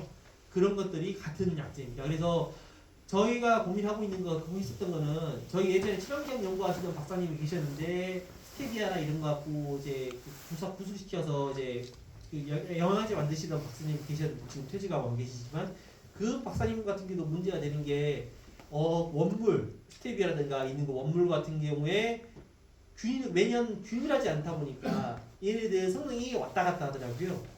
어떤 때는 스테비아 효소로 있는 게 자꾸 좀 강도가 있다 보니까 어느 정도 좀 잘 나온 아미노산 같은 경우 효과가 약발이 잘 받는 경우 있는데 어느 때는 또 비가 오거나 안 맞으면 또 얘네가 안 되는 경우가 문제가 있을 수가 있었습니다. 근데 이것 마찬가지 폐조 추출도 마찬가지고 독주장에서 피 갖고 만드는 것도 아미노산제도 마찬가지고 저희는 그래서 업체에서는 이제 글루탐산 같은 경우 일부러 좀 더 가해 넣어주고 있다, 섞어주고 있다 그 결과물에다가 판단을 하고 저희도 하고 있는데요. 어차피 원물에다가 이제 거기다가 이제 글루탐산 같은 거 더 섞어줄 거면은 차라리 그 원래 입자인 글루탐산을 아예 쓰자라고 저희는 해가지고 그걸 계량화해서 쓰게 연구를 하고 있습니다. 글루탐산이라고 말씀드리니까 아까 미온이라 말씀드렸잖아요. 저희도 미온을 아예 쓰시라라고 얘기를 저희 권고를 하고 있는데요. 단지 좀 이제 이걸 좀 적극적으로 못하고 있는 거는 글루탐산 미원 자체가 이제 비료 등록이 계속 안 되고 있기 때문에 저희가 글루탐산을 미원 미풍 S 이런 것들 한 포대 25kg짜리 한 포대 10만 원짜리를 갖다 쓰시라는 말을 못 하고 있는데 그런 것들을 쓰시면 미량만 넣어도 효과가 그렇습니다. 2000리터 물통에다가 200g이나 200g 너무 적다 그러시니까 2kg 정도 넣으라 하시라고 말씀을 드리는데 사실 2000리터 말통에다가 200g만 넣어도 여기 보시는 것처럼 광합성이 세지고 황산화 효소 활성이 더 세집니다. 너무 적게 넣으면 오히려 좀 이제 너무 안 들어 효과가 없다 그러시니까 2kg까지 넣으라고 말씀드리는데 2000리터 말통에다가 보시는 것처럼 이제 글루탐산을 넣었을 경우에 이제 그 온도가 보면 이제 검정색이 평상시고요. 빨간색이 온도 뜨거워질 때 효과 배추의 광합성인데 뜨거울 때 글루탐산을 넣으면은 그냥 일반보다 높아지거나 비슷해진다 이런 결론을 얻을 수 있습니다. 그래서 뜨거운 거 스트레스를 안 받고 생리 활성이 있게 되기 때문에 광합성도 덜하고요. 저기 오른쪽 보시면 항산화 요소입니다. 저희 항산화 물질 막 이야기 나오고 뭐 약도 드시고 하시잖아요. 그런 거 활성산도 줄인다고 그런 거 원래 그래서 그 배추나 모든 작물들 자체도 뜨거워지면은 활성산소가 나오게 됩니다. 그러면 얘네들 자체도 데미지를 입고 사람이나 동물처럼 똑같이 데미지를 입는데 이런 거를 줄이기 위해서 얘네도 항산화 효소가 활성해야 되는데 뜨거워지면은 이게 문제가 생기면서 안 되게 되는 걸 이제 뜨거워지면 활성산소가 항산화 효소가 나오는 거를 저희가 글루탐산이라든가 생리활성제를 쳐주면은 이것보다 평소에 나오는 것보다 항산화 효소가 활성이 더 높아지면서 회복이 좀 더 빨라지게 됩니다. 그래서 얘네들 사실 녹아버리거나 마셔야 되는 것들을 조금 더 피해를 경감시켜주는 효과가 있고요.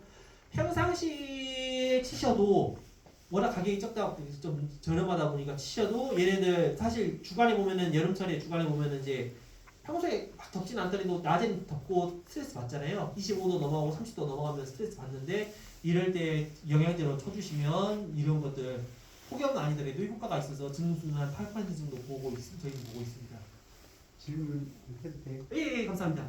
이왕 비원 얘기가 나왔으니까 우리가 흔히 접하다 보면 유튜브 같은데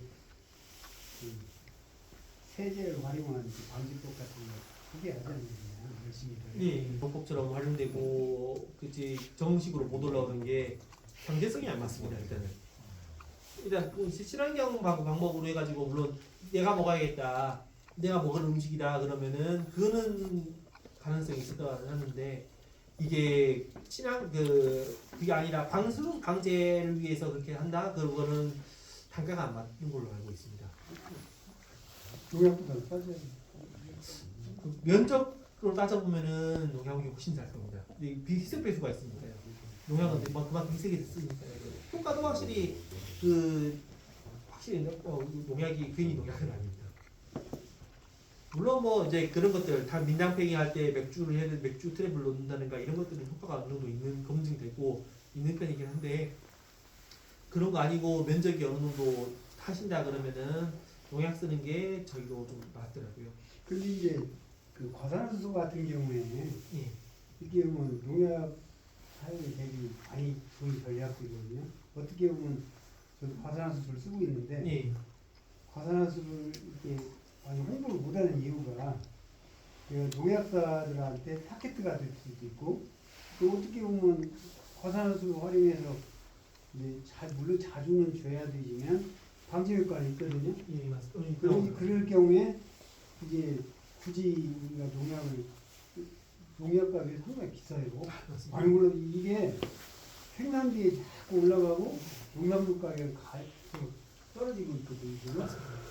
우리 농민들이 어떻게 보면 나쁜 말로 불쌍하고 어떻게 보면 참 우리가 이렇게 바보치고 당하는 그런 생각도 가끔 들어요. 과산화수소 같은 경우는 어느 정도 효과가 있는 걸로 좀 저도 알고 있고요. 단가도 싼 걸로 이해를 하고 알고 있고 그거는 좀 어느 정도 방제라든가 주기성 문제니까 번거로운 거지 효과는 좀 있다고 생각하고 있고요. 마찬가지로 녹균병 잡는 것도 이제 탄산수소 같은요? 그런 것들 잡아주면은 이제 방제 진균병 같은 경우도 잡힌다라고 좀 보고되고 있고 그렇게 처방은 하긴 하는데 여튼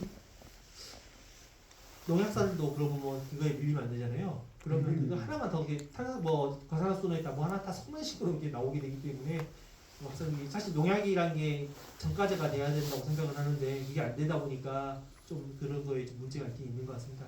한 번씩 참고를 하시면 이제 농약 사기는 좀 애매하다 하실 때는 좀 효과가 있을 것 같긴 한데 면적이 넓어지시면은 어쨌든 저희도 농약을 쓸 수밖에 없더라 그런 말씀드립니다.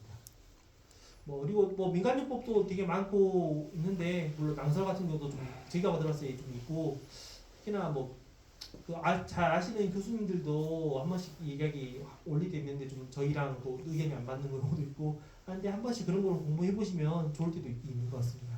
질문이 예. 제가 몇 년 전에 그 기술센터에서 유기농 배우면서 은행잎하고 은행 열매하고 그다음에 칡순하고 칡순 너클로 해서 그때 해서 만들어서 놓고 지금 쓰고 있는데요. 몇 년이 지나서도 지금 쓰고 있는 게 제가 지금 배추에도 뿌려봤거든요. 근데 해충은 죽는데 그게 독성이 그 사람이 그 괜찮은지 어느 정도는 저 그거에 대해서 정확히 잘 이게 일단은 작물이 안 죽었잖아요. 예. 작물 안 죽으면 어느 정도 버티는 거라서 상관없을 것 같습니다. 농약같이 저희가 이게 아예 화학물질을 했으면 하면은 저기 잔류성 문제가 있을 수가 있긴 있을 것 같은데 그런 것 같은 경우는 수확 전 매차 일주일 정도는 텀을 두시고 한번 해가지고 효과가 있다 그러시면은 어쨌든 직접 개발하신 거고 그 발효해서 만든 거 만드신 거잖아요. 예, 그런 거는 특히나 문제는 안 되는 걸로 알고 있습니다. 유기성 농자재 같은 경우도 그런 식으로 많이 만드시기도 하고 뭐 제충국 같은 경우도 어떻게 보면 그런 계통이니까요. 어떻게 보면 그러면 제가 벌을 양봉을 하는데요. 예, 벌 약을 하다가 약이 남아서 어중간해요. 예, 그래서 제가 그 배추벌레에다가 분무를 했어요. 예. 근데 그게 죽더라고요. 죽는데 그것도 괜찮은 건지 그 사람 그 말하자면 그게 배추에 많이 남아서 있으면은 안 되는데 그것이 괜찮은지요? 저는 테스트해봤어요. 원칙적으로 말씀드리면 그렇게 하시면 안 되는 게 PLS 이게 또 그 농약 사용 기준이 다 나왔잖아요. 몇 년 전부터 해가지고 이렇게 해서 이렇게 치셔라 이게 나와서 그 나중에 그 저기 그 따가 해봤는데 장려성 고생이 나왔다 그러면은 그건 100% 문제가 되기 때문에 권장은 드리지 않는데 그래도 여튼 안 쓰이는 좋은데 그 너무 급해가지고 너무 지금 번지는데 어쩔 수 없다 이러시면은 쓰시는 거 누가 알 수가 없으니까 뭐라 말씀드리기 어려울 것 같습니다. 근데 원칙적으로는 그런 거에 쓰시면 안 되고 그 저기 농약 그 약초 그 나온 거에 그 약제에 규격에 맞는 대로 쓰시는 거를 추천드립니다. 근데 사실 이렇게 다들 안 지키시잖아요. 저희 배추만 해도 이제 빛나리 이제 수화제 같은 경우도 정식한 다음에 썰어라 썩고 한 3번만 썰어 이렇게 돼 있는데 저희도 하다 보면은 유효할 때부터 써가지고 억제시키고 하긴 하는데 어쩔 수 없는 거긴 한데 여튼 걸리면 안 됩니다.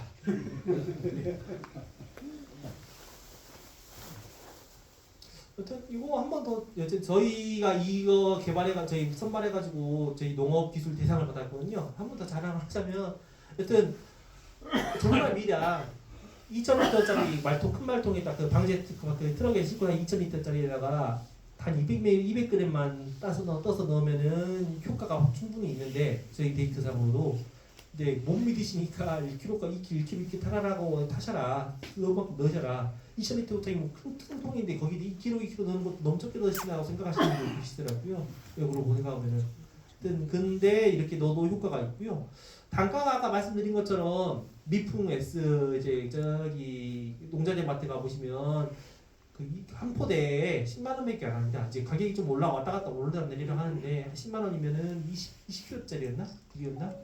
2kg만 해도 한 10번 2kg는 지금 10번 쓸 수 있고 200g 100번을 쓸 수 있는 양이거든요. 한번 이제 그 이거 같은 경우는 다른 작물도 다 이미 보고가 돼서 효과가 있다고 알려져 있기 때문에 저희 배추를 중점적으로 이야기하고 있긴 하는데 나머지 작물 오이나 고추 이런 데 쓰셔도 살짝 소량 섞어 넣으셔도 문제는 안 된다라고 좀 말씀드릴 수 있을 것 같습니다.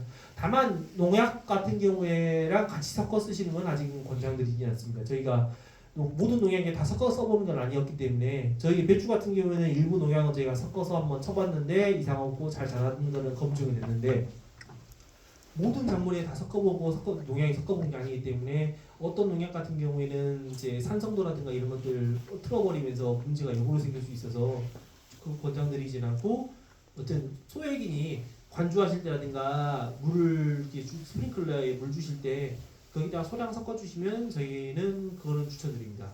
저도 지금 배추 재배할 때는 요거를 미량 섞어가지고 한 2,000리터 차의 통에다가 한 1kg나 500g 정도 섞어서 연막칼슘, 뭐 질산칼슘이나 이런 것들 영양제 살짝 섞어서 주고 있는데 크게 문제 안 됩니다. 이렇게 한 번씩 주셔도 되고요. 만약에 계속 주시겠다, 이거 계속 영양제 조금씩 주시겠다 하면은 농도를 0.01%까지 낮춰가지고 정말 미량으로 조금씩만 줘도 효과는 확실하고, 그렇게 주셔도 이제 0.01%로 섞어주기 때문에 잔류 문제, 그 나트륨 같은 거 잔류 문제가 없어가지고 그거는 좀 그 정도까지는 주실 때 주시면 좋을 것 같다라고 보시면 될 것 같습니다. 일단 나중에 한번 생각나시면 식자재마트 가셔서 한 포대 사서 한번 조금 섞어줘 보세요. 그러면 너무 많이 섞으면 뿌리 이렇게 바닥에다 뿌리는 식으로 해버리면 좀 어렵고, 물에 섞어가지고 그 물 주실 때 같이 주시면은 효과가 좀 확실히 있습니다. 주고 안 주고 효과가 있어서 한번 들어가셔서 한번 해보시면 괜찮을 것 같습니다. 그래서 저희가 보시면 저희가 배추가 금년에 실험하는 내용인데요. 보시면 살리실산이랑 글루탐산이랑 섞은 게 왼쪽 제일 오른쪽 아래가 이제 배추 제일 지금 아무것도 안 친 건데요. 보시면은 그 위에 살리실산하고 글루탐산하고 위에 약신 것들, 물론 뭐 몇 개들 그 생육이나 불균이라는 것도 있어서 좀 작아 보이는 것들이 있는데, 평균적으로 제일 오른쪽 게 1154, 무게가 1154g이 나왔는데 나머지는 이제 1300g 올라가고 1400g 올라가고, 약게 그 생리활성제 이런 것들 치면은 효과가, 아미노산제 이런 거 치면은 효과가 있다. 이 무게도 나오고 이제 종합적인 무게가 이렇게 달라지게 되고, 이제 엽수 같은 경우도 엽수는 뭐 똑같겠지만 나머지 건물중 이런 것들 다 차이가 나게 되고요. 제일 보시는 게 뭐 건물중량 보시면 이제 그 생육 그냥 내가 순수 무게 같은 경우에는 얘가 배추가 물을 좀 적게 빨아먹었다는 거에 의해서 무게가 좀 달라질 수 있는데, 오른쪽에 중간에 드라이라고 되어 있는 것들 여기 보시면 이제 제일 아래가 54잖아요. 나머지 보면은 위에 살리식산하고 위에 바로 약간 위로 보면 67, 65, 66, 60 이렇게 되기 때문에 이럴 정도로 건물 중량이 확실히 차이 난다는 거는 그만큼 얘네들 단단하게 무게는 아니 좀 상대적으로 덜 크게 더 늘어났더라도 건물 쪽이 늘어났다면 얘네 그만큼 단단하게 크고 있다. 라는 거, 단단하게 크고 있고 그만큼 생장을 많이 했다는 뜻이어가지고 이런 거 한번 찾아서 쳐주시면 괜찮을 것 같다. 아미노산제 그냥 시판에 쓰시는 것도 괜찮은데 저희는 여튼 한번 살리실산은 좀 구하기 힘들 것 같고, 글루탐산제 미용 같은 경우는 구하시기 좀 수월하시니까 한번 조금 소량 쳐보셔라. 예. 그리고 아까 그 배추 새로 입종한 거요. 예. 일반적으로 우리가 알고 있는 91배추하고 61배추 합격권 차이가 그 저장성 문제 있지 않습니까? 그 저장성 테스트나 혹시 진행청에서 해보셨나요? 기본적으로 저희 61배추나 91배추나 같은 환경에서 같은 이제 그 실험실에서 같이 키웠을 경우는요, 저장성은 크게 차이가 안 납니다. 그래요? 61배추가 저장성이 약하다 얘기 나오는 게, 이게 그 배추에 대해서 좀 더 전문 분야라서 또 말씀드리면, 배추가 생태형이니까 생태형이란 게 있거든요. 그러니까 저기 만지형 마늘이라든가 한지형 마늘, 그러니까 추운 거 좋아하거나 따뜻한 거 좋아하는 것처럼 생태형이라는 게 있습니다. 그래서 얘네들 배추가 어떤 생태형, 봄, 여름 생태형이 있고요, 가을 생태형이 있습니다. 그 가을 생태형이 일반적인 이제 91배추라고 보시면 되고요. 봄, 여름 배추는 이제 61배추라고 보시면 되는데요. 봄, 여름 배추 같은 경우에는 이제 그 정글 시기라든가 재배하는 시기를 보시면 그 봄에하고 여름에 심잖아요. 그러면 날씨가 추울 때 심어서 날씨가 뜨거울 때 수확하는 애들입니다. 가을 배추는 날씨가 8월달이 좀 유명해가지고 9월 초에 꼽아가지고 11월달에 수확하는 거니까 날씨가 뜨거울 때 심었다가 추울 때 뽑는 애들이거든요. 근데 배추라는 게 워낙 추운 거를 시원한 걸 좋아하고, 알이 찰 때는 더 온도가 떨어지면 더 잘 크기 때문에 원래 배추의 태생상 가을 배추가 원래 태생이 맞아요. 그래서 날씨가 구가 크면 클수록 얘네들이 온도가 떨어지기 때문에 얘네들 잘 키우면 한 주에 5kg, 6kg는 나올 정도로 크게 키울 수 있을 정도로 얘네들 태생이 그건데, 그래서 저희가 김장배추 먹어보면 달고 좋고 시원하고 시원하고 하는 게 얘네들이 가을배추 같은 경우는 얘네들 원래 태생이 이러기 때문에 모든 걸 다 제외하고 육종회사들도 크기하고 맛 이런 것들 저장성이나 이런 것들 다 고려해가지고 무조건 할 수 있는 그 육종을 하는 건데 문제는 이제 봄, 여름 배추. 뜨거울 때 시원할 때 심어가지고 뜨거울 때 수확하는 애들이거든요. 특히나 배추 같은 경우에는 얘네들 온도를 낮은 온도를 맞이게 되면은 안에서 꽃대가 피어나서 추대가 되기 시작됩니다. 근데 가을 배추는 절대 추운 온도를 맞을 리가 없기 때문에 생육 초기에 꽃대 추대라든가 꽃대 이런 저항성 꽃대가 올라오는 거 저항성을 안 만들지 않아도 상관없기 때문에 걔네는 되는데 봄, 여름 배추는 추대 저항성도 가지고 있어야 되고 날씨가 뜨거울 때 수확을 하면은 날씨가 뜨거운데도 불구하고 알이 차고 버티는 애들을 만들어야 되는 문제가 있거든요. 그래서 참 이쪽 봄, 여름 배추가 어려운데 저장성 이야기 말씀하셨던 거는 단순히 얘네들 자체가 여름철에 여름철에 뜨겁기도 뜨겁고 장마 때문에 비가 맞거나 그럴 경우에 얘네들 잡균이 들러붙기 좋은 상황이기 때문에 뜨겁고 상황이 정말 안 좋은 애들이 뜨겁고 비 맞았기 때문에 저장성이 푹 떨어지는 거고요. 만약에 똑같은 환경에서 저희 비가림 해가지고 키워가지고 온도 맞추고 키웠다 그러면은 저장성은 거의 고만고만합니다. 저희 원래 여름 배추가 유명했던 게 충남 배추가 있는데 걔네들이 저장성이 좋다라는 것 때문에 히트차 가지고 대부분 많이 팔리는 품종이었고요. 지금은 뭐 충각이 너무 오래돼서 잡균이 많이 붙어가지고 어려운 상황인데 뭐 저장성 같은 경우는 그게 뭐 물론 저장성 수출 배추 때문에 가을 배추를 저장성 특화해가지고 키운 경우에는 좀 더 나을 수 있을지 모르겠는데 저장성 개량이 안 되었다 그러면은 고만고만하다라는 걸 말씀드릴 수 있을 것 같습니다. 여튼 그래서 아까 말씀드린 것처럼 뜨거운 거 일단 이거고요. 그 다음에 문제가 되는 게 비 맞은 거. 저희 여름 배추 수매 정부 수매 같은 거 보면은 6월달에 배추를 수매가지고 정부에서 저장을 하는데 그 저장하는 배추 같은 경우도 장마 이전에 것만 저장을 하고 장마 비 맞았다 그러면 수매를 안 합니다.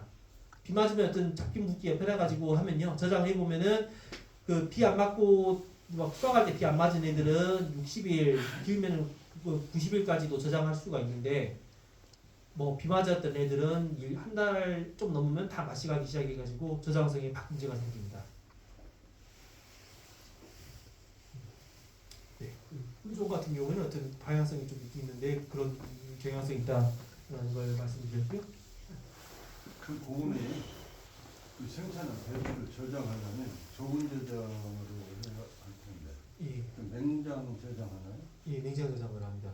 그래서 아예 냉장 저장하면은 한 번 넣어가지고 60일이고 30일이고 60일이고 아예 열어보지도 않습니다. 여는 순간 이제 공기 조성이 바뀌면서 뭐 더 깨진다 그러더라고요. 그래서 저 저장 전문으로 하는 거 아닌데 저장 전문으로 하시는 박사님 같은 경우에는 한 번 넣으면은 CCTV로만 한번 보고 아예 보지도 않고 뭐 열어보지도 않고 그대로 유지하게 됩니다. 다만 그렇게 되면 여튼 이제 입 마르는 것도 마르는 거고 아까 말씀드린 것처럼 원물 자체가 병균이 들러붙어가지고 높게 녹아버리면은 연쇄적으로 싹 다 녹아버리는 문제가 있기 때문에 그런 것들은 원물 자체를 다 중요시하시고 저장을 하시더라고요. 이제 시설 우리 군산 지역 같은 경우에는 과거에는 추위가 적였는데 지금 더위가 적이 됐어요. 그러면은 현장에서 우리가 이제 시설하고 비가림이 됐든지 연동이 됐든지 그 이런 예방 및 방제를 하려면 어떤 물리적인 시설이 추가로 설치되면 지금 세상에 안 되는 거 없잖아요. 맞습니다. 그런데 너무 비용이 증가되고 아까 박사님이 말씀한 대로 예를 들어 이제 연면시비 쪽이든지 그 이제 일례로 저 미원 같은 거 그걸 활용하면서 이제 상추가 됐든지 배추가 됐든지 좀 견뎌낼 수 있는 어떤 그 힘을 부여해줘야 되지 않나. 그래서 그 어떤 작은 팁이라도 우리 전체 농가가 이몸 볼 수 있는 거를 먼저 농민들한테 알려줘야 예. 이 전체적으로 이렇게 하기가 정부 차원에서도 그렇고 힘들지 않아요. 그래서 지금 아까 계속 강조드리는 게 여기 구루탄산. 요거 같은 경우는 저희 다른 것들 솔직히 그 미세살수 장치라든가 이런 것들 그 촘촘히 막아야 되기 때문에 비용이 1.3배 정도 들어갑니다. 그냥 일반 스프링클러에 비해서 저런 거 어렵고 아까 저온성 필름 같은 경우는 효과는 확실한데 말씀드린 것처럼 가격이 3배 정도 되니까 이거 보조를 해줘야 우리들 할 수 있다라고 농민단체나 농협에서도 이야기할 정도로 문제가 좀 하면은 확실히 수량은 확실히 늘어요. 상품률이든가 수량이 확실히 늘기 때문에 계산해 보면은 단가는 투자하는 게 무조건 이득이 있는데 그럼에도 불구하고 제일 처음에 이게 농사라는 게 내가 아무리 잘하고 열심히 해도 하늘이 안 도와주면 그날 싹 가버리면은 손해가 3배로 나는 거잖아요. 여부로 생각하면은. 그렇기 때문에 이제 뭐 기능상사제 스페셜 그리고 저희 농식품부에다가 제안하는 거는 어떤 안정 수급 안정 사업에다가 이런 것들 지원 경상보조 해주는 방식으로 현재 요청을 하고 있긴 한데 이런 것들은 사실 지원이 되는 거고 이거 좀 어려운 거고 농가단체 농가에서 소규모 농가 대규모 농가는 간단하게 써보실 수 있는 거는 어쨌든 아까 글루탐산 예, 위원 25kg짜리에 10만 원짜리 그래서 단 2,000리터 말짜리 사실 200g만 넣어도 효과는 확실하게 하기 때문에 효과는 확실히 나오기 때문에 너무 추천을 드리고 뭐 못 믿었다 200g 너무 조금이니까 어떻게 보면 이제 한 숟갈? 5숟갈? 2,000리터짜리에다가 그 정도밖에 넣은 게 아니기 때문에 이거 너무 적게 들어간다라고 하셔가지고 저희 2kg까지 넣어서도 된다라고 얘기를 하고 있는데 그런 것들은 이게 물 주실 때 물 원에다가 섞어만 주셔도 효과는 확실히 있다. 그걸 한번 그거는 저희가 확실히 추천드릴 수 있을 것 같습니다.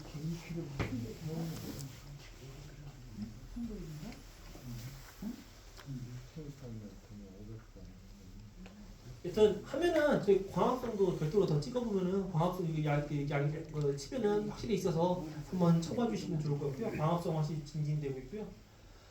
보시는 것처럼 이제 요거 저기 오른쪽 같은 경우에는 이제 생육활성제 갇혀가지고 그 했을 때 고추 좀 더 생육이 무처리에 비해서 생육에는 좀 더 번성하고 있고요.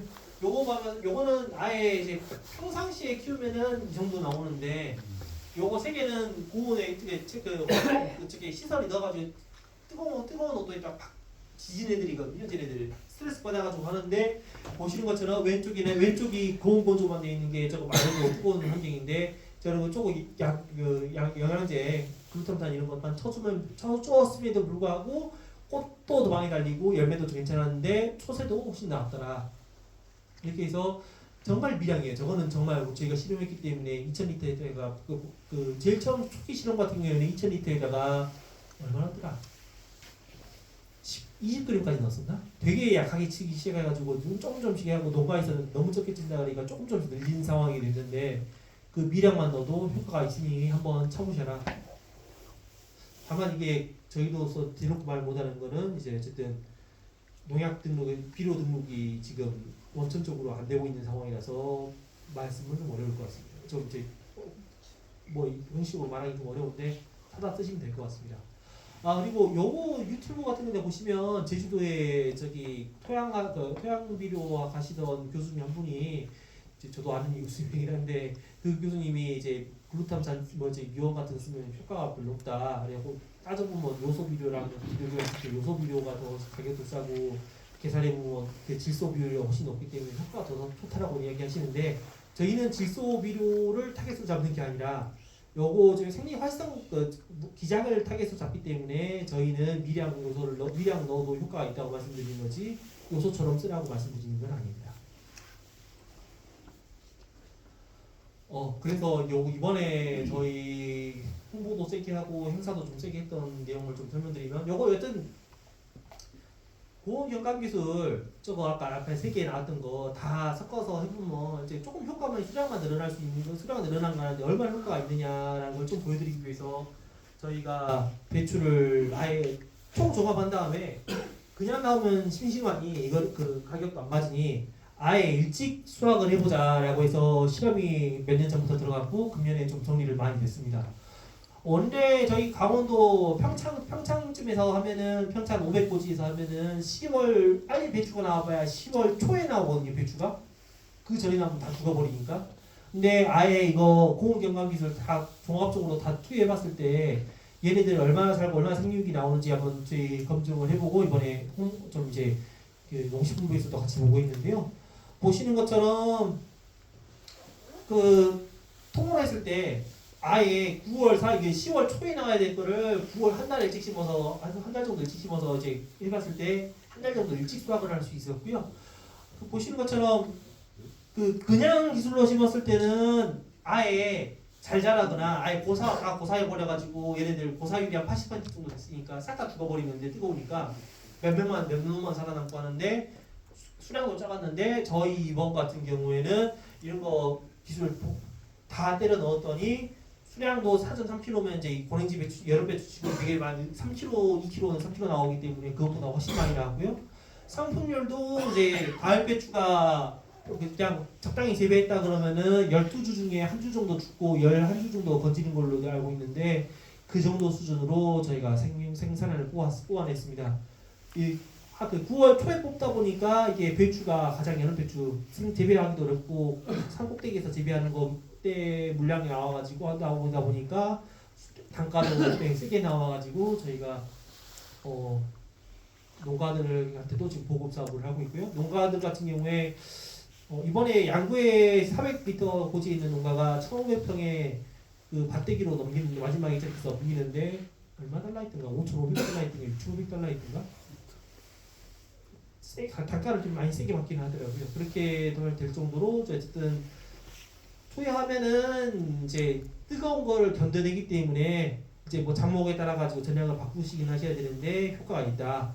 괴산 같은 경우도 8월달에 배추 일종을 심어서 해남하고 피해가지고 좀 일찍 소화를 하려고 하시는 분들 계시는데 그런 분들도 8월달에 너무 뜨겁다 보니까 피해를 보는데 이런 거 넣으면은 자기네들 본인들도 이제 피해 초기에 뜨거울 때 넘겨가지고 수확을 할 수 있다 이런 연구를 좀 하고 있습니다. 잠깐 저기 뭐 하려도 춘광, 썸머타일, 청명가을 저런 것이 시중에서 지금 그 씨앗집에 가면 저런 품종을 내가 못 봤고 그냥 봄배추라고 해서 올 봄에 심어봤더니 싹 다 녹여서 죽고 재배를 못했는데 저 정도면 이 군산 지역이나 이런 평지에서도 고랭지가 아닌 평지에서도 재배가 가능한지 이러면 봄에. 봄에는 당연히 가능하고요. 근데 그 종자는 저기 보시면 요거 아예 가을 종자인데, 예, 가을 종자인데 조금 이제 내서성 조금 있는 가을 종자 선반해가지고 저희가 갖고 온 거 지금 중고랭지용이라고 좀 선발된 거를 저희가 쓰고 있는 거고요. 썸머탑 같은 경우 원래 충광이 되게 유명했다고 말씀드렸잖아요. 20년 동안 거의 왕자처럼 점유율 80% 넘어갈 정도의 왕자였는데 얘네들이 하도 이제 오래되다 보니까 병해충이 너무 심해져가지고 갱신된 게 썸머탑입니다. 썸머탑이나 청명가을 같은 경우는 구하기 쉬우실 거고요. 충광도 아직까지는 이제 그 봄배추로 되게 유명해서 여름배추로까지는 못 버티는데 봄배추는 유명해서 영월이라든가 이거 좀 봉화나 이렇게 6월 배추 하시는 분들은 충광을 되게 선호하시는 분들이 꽤 있습니다. 저게 도매상인들이 되게 좋아하거든요. 저장성이 좋다고 판단을 하셔가지고 충광 같은 경우는 아직까지도 재배하고 있는데 여름 배추로는 아니고 봄 배추로 활용하고 있어서 병해충만 좀 걱정 없다 그러시면은 봄 배추로 심어보시면은 충광은 심어보시면 되게 품질도 괜찮고 좋다. 저도 충광 품종만 가지고 한 10년을 연구했어서 그 기준 삼아서 연구해봤는데 품질도 괜찮고 맛도 괜찮은 편이라서 한번 충광 품종은 괜찮은 것 같습니다. 노지에서 봄재배가 가능한가요? 예, 충광 배추는 노지 봄 노지에서 배추 심어서 한 6월달이나 이렇게 수확할 수 있도록 6월달은 요즘에 하도 날씨가 뜨거워져서 네.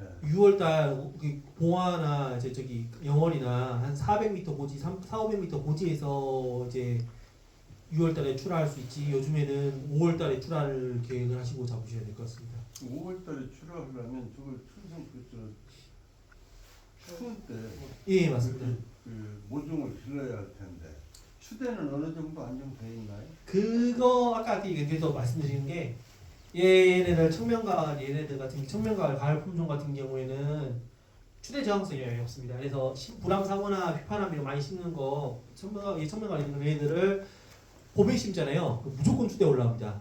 다만 이제 충광이나 이런 것들 봄 여름 배추로 나왔던 애들 같은 경우에는 추대가 나오지 않습니다. 추대 저항성이 있어가지고 나오지 않고요. 간단한 예로 제가 이전에 제주도 근무할 때 2월 초에 2월달이 유명해가지고 2월 초에다가 그 한나라산 이게 좀 물만 끝인 상태에서 그때 배추를 언제까지 추대가 얼마나 일하나 보자 하고 실험을 충광 배추나 다른 배추 갖고 충광이나 다른 배추 갖고 실험을 해봤는데 2월달에 그때 심었어도 그때 추대가 안 되더라. 그래서 그거 감안해 봤을 때 3월 달에 정도 이제 뭐 눈 내리거나 그러면 그때는 어쩔 수 없는데 그 정도만 아니라 그러면은 배추는 어느 정도 버티더라. 그래도 한번 지역마다 특색이 있을 수가 있어서 기술센터 한번 물어보시고 언제 배추 심어야 되는가 물어보시고 진행하시는 게 추천드리는데요. 아무튼 봄, 여름 배추 같은 경우는 추대 걱정은 안 하셔도 되고 오히려 늦설이나 이런 거 오면은 그런 건 타격을 받을 수 있는데 추대는 괜찮습니다.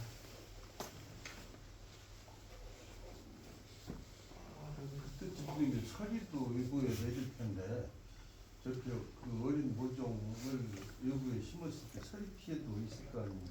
만상이는 좀 피해주시고 만상이 정도는 좀 피하시면 좋더랍니다.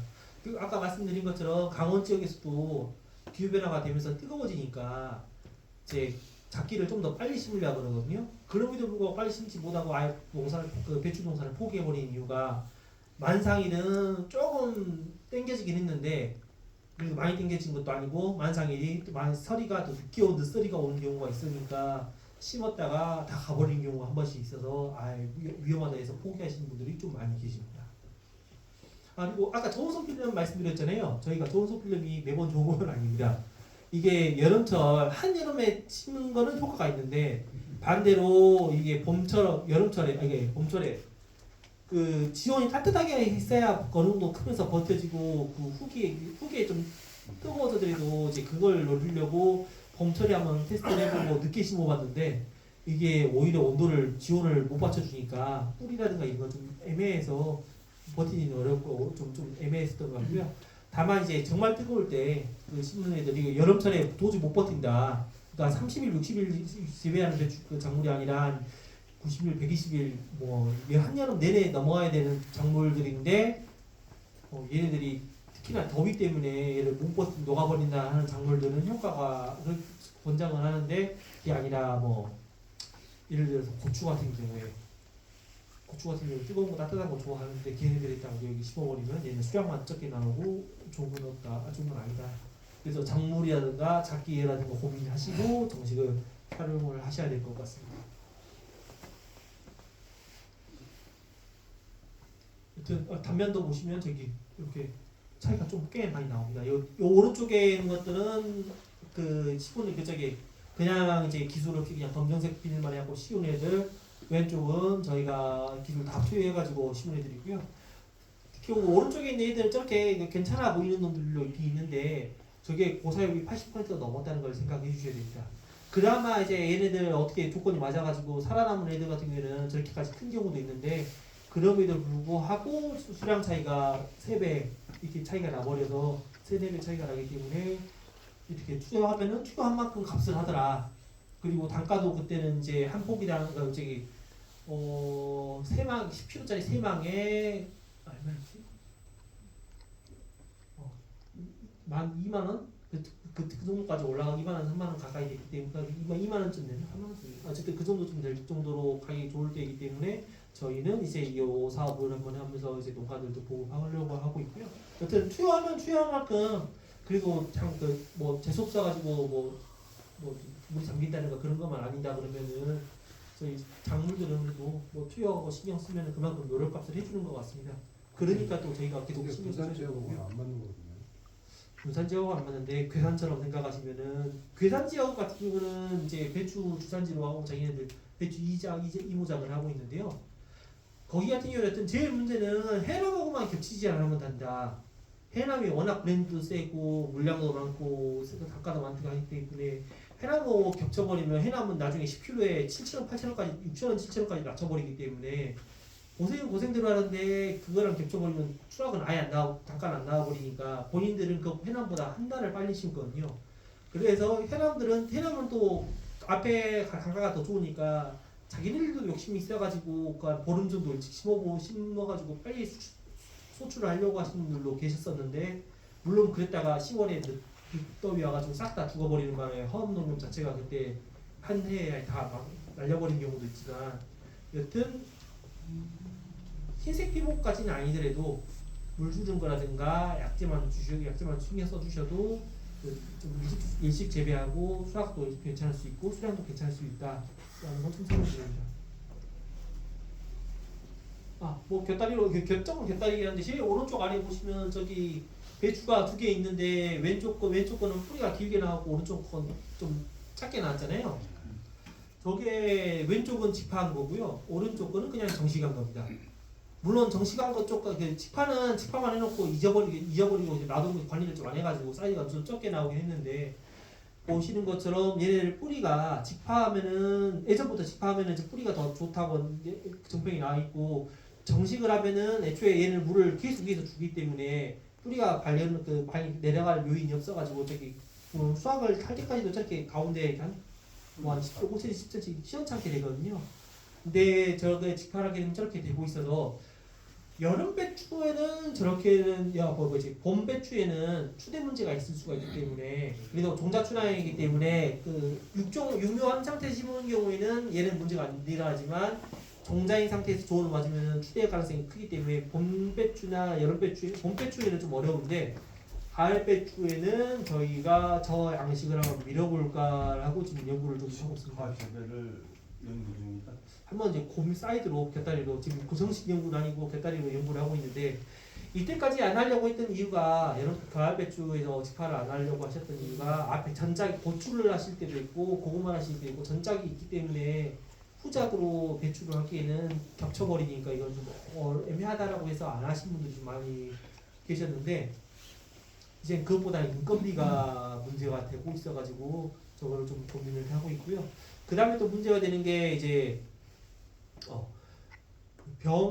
해충 같은 경우에 특히나 가식을 해버릴 수 있기 때문에 이제 그 어릴 때 벼룩이벌레라든가 가식을 해버리면 문제가 있기 때문에 그런 것들은 좀 고민이 있어서 그러는데 그것도 저희가 방제 타이밍 맞춰가지고 언제 한 2번만 3번만 해주셔라 똑같이 나올 때까지만 하면 된다라고 좀 가이드를 하려고 하고 있고요. 또 그럼에도 불구하고 또 얘기 나오는 게 이제 무 재배해 보시면 알겠지만 이제 무 종자를 또 세립씩 넣고 나면 솎아줘야 되잖아요. 솎아주는 인력도 장난이 아니거든요. 보면은 심는 인력이라 사실 고만고만하니까 아이라고 착각할 정도로 좀 고민을 하게 되는데 저희가 이번에 고안하고 있는 거는 그 사진 여입이 안 붙어가지고 좀 죄송하긴 한데 트랙터 뒤에다가 트랙터 그 부착기가 달리는데 그 부착기가 그 로터리를 치는 동시에 이 골도 만들고 골 만드는 동시에 비닐도 피복을 하고 비닐 피복하는 동시에 종자를 하나씩 종자를 저희가 하나씩 꽂아주는 그 심어주는 걸 그 부착기가 나와가지고 저희가 이건 시중에 판매도 하고 있는 정도 판매하고 있거든요. 그러니까 밭 깔고 고랑 만들어주고 비닐 씌우고 심는 거 4개가 한 번에 되다 보니까 이거 작업을 하는 거 보니까 하는 기계에 나와가지고 저희가 그걸 했을 때 확실히 이제 피복 깔고 그냥 직접 하나씩 심는 것보다 넣는 게 적게 드는 것도 있고 동시에 종자가 배추 종자가 깔끔하다 보니까 이게 세리씩 넣는 것도 사실 힘들거든요.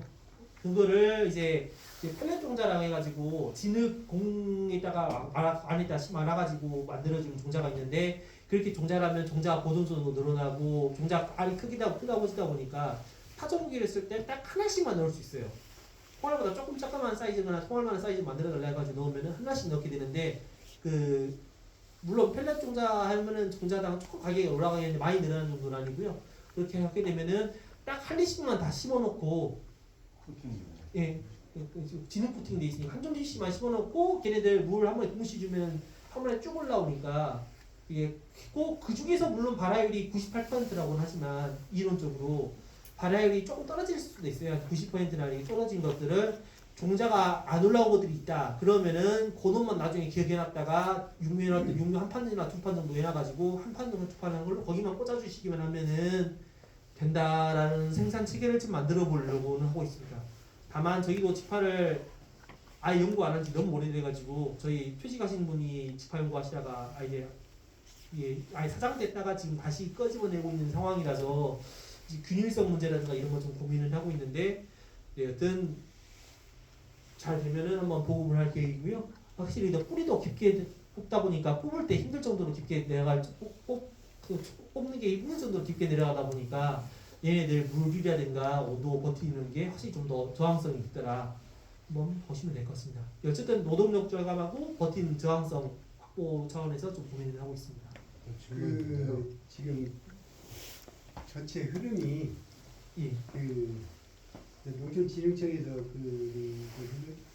국민들한테 좀 홍보 및 교육이 필요하다고 생각하는 부분이 앞으로 그 농업의 그 AI를 이용한 쉽게 농사질 수 있고 안전하게 농사질 수 있는 그 활용법이나 이런 것을 이제 교육을 예. 해줬으면 좋겠습니다. 확실히 근데 시대를 따라가야 되니까.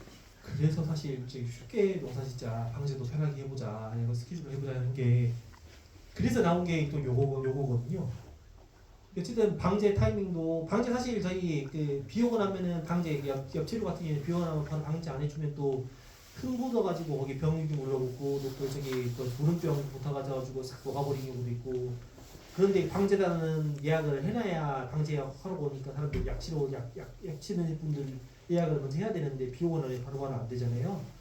그런 거랑 다 따져봤을 때 이거 지금 시설이 스프링클러보다 1.3배가 더 들어가더라도 약통 붙여놓으면 약간 언제 바로바로 약 칠 수 있고 원할 때마다 약 치는 인건비 안 들어가니까 4, 50, 30 정도 들어가니까 안 들어가니까 지금 권장을 하고 있는데 하여튼 저희도 AI 관련해서 언제 하라라고 스케줄 AI를 해가지고 언제 약 치세요, 언제 수확 심어야 됩니다, 언제 수확하세요 이런 거를 만들고 있는데요.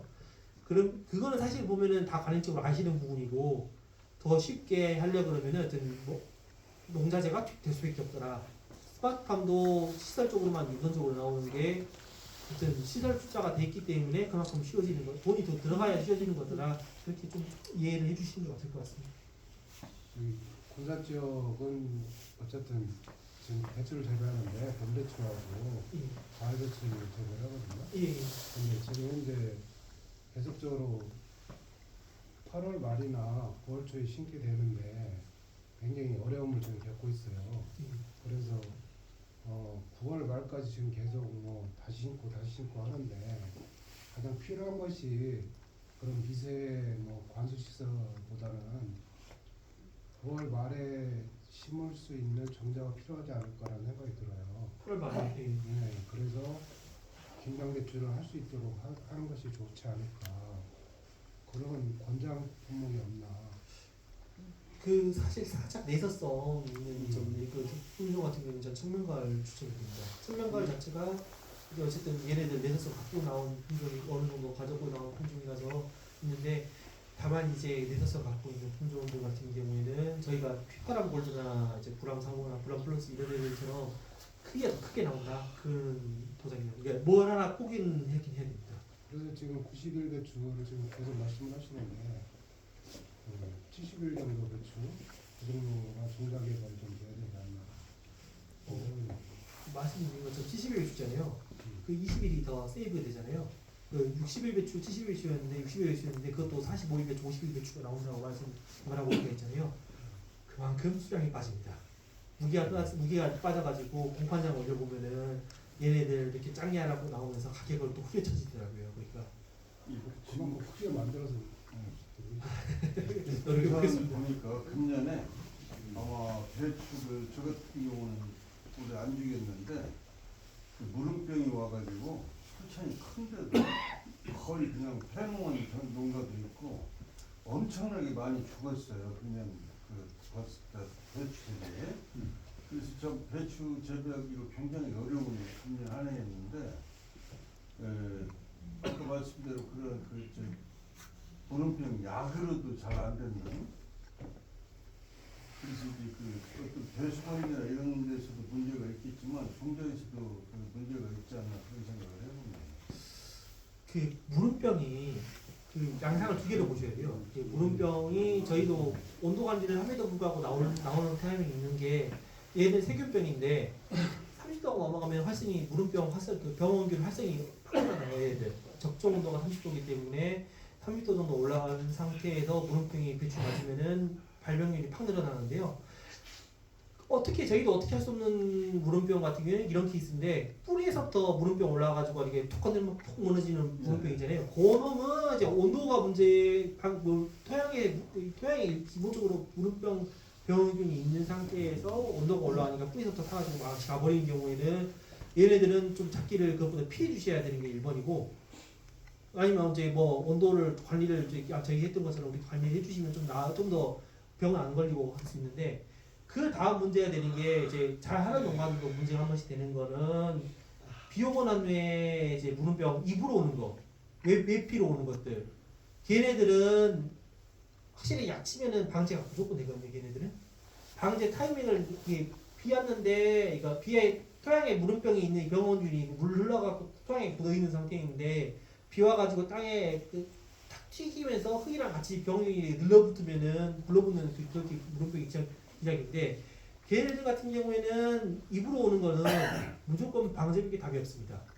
그래서 어쨌든 그런 농가들 같은 경우에는 어쨌든 입으로만 이렇게 뿌리는 쪽으로는 안 와가지고 저 어떻게든 팔겠다 하시는 분들은 외피에만 묻어있기 때문에 그거 걷어내고 안에 속만 빠가지고 알배기 배추로 파시는 분들도 계시는데 저희 같이 협력농가도 대부분에 많이 그렇게 외부 많이 당했는데 그거는 이제 방제밖에 답이 없다. 근데 뿌리에서 올라오는 거는 여튼 토양 소독 해주시면 좀 더 나았긴 한데 그거는 기본적으로 병이란 게 세균병은 있는 게 물 타고 번지는 거고 땅에서 움직이는 거기 때문에 물 타고 움직이는 거기 때문에 한계가 있지만 온도 관리를 좀 해주시거나 그 잡기를 피하시면은 좀 피할 수 있을 것 같습니다. 하여튼 방제가 이겁니다. 세균 방제가.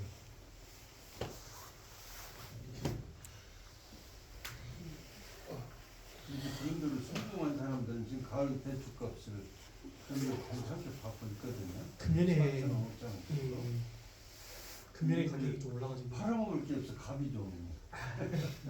지금 해남도 난리여가지고 농식부에서도 배추 어떻게 해야 되느냐 난리더라고요. 지금 금년에 특히나 아까 사회 보여드린 그 제일 처음에 그 온도 보여드린 것처럼 생육 초기에 온도가 팍 올라가 버린 데다가 비 오고 방지 문제 있고 그러다 보니까 이번에 좀 가격이 많이 죽어서 가격이 오른 것 같습니다. 뭐 요거 하고 있고 나중에 혹시 그 기계 같은 경우에 저희 작형 이제 직파 같은 경우 하고 계시면 한번 관심만 가져주십사. 이제 생산 체계를 만들어 보시면 그래도 이제 그 앞에 전자가 두 번 재배한 거 두 번 재배가 어려우니까 본인이 쓸 수 있을 것 같은데 그래도 한번 인건비는 적게 드니까 한번 해보시면 나중에 보고 좋은 자리에서 소개해드릴 일이 있으면 좋겠습니다. 예, 이상입니다. 감사합니다.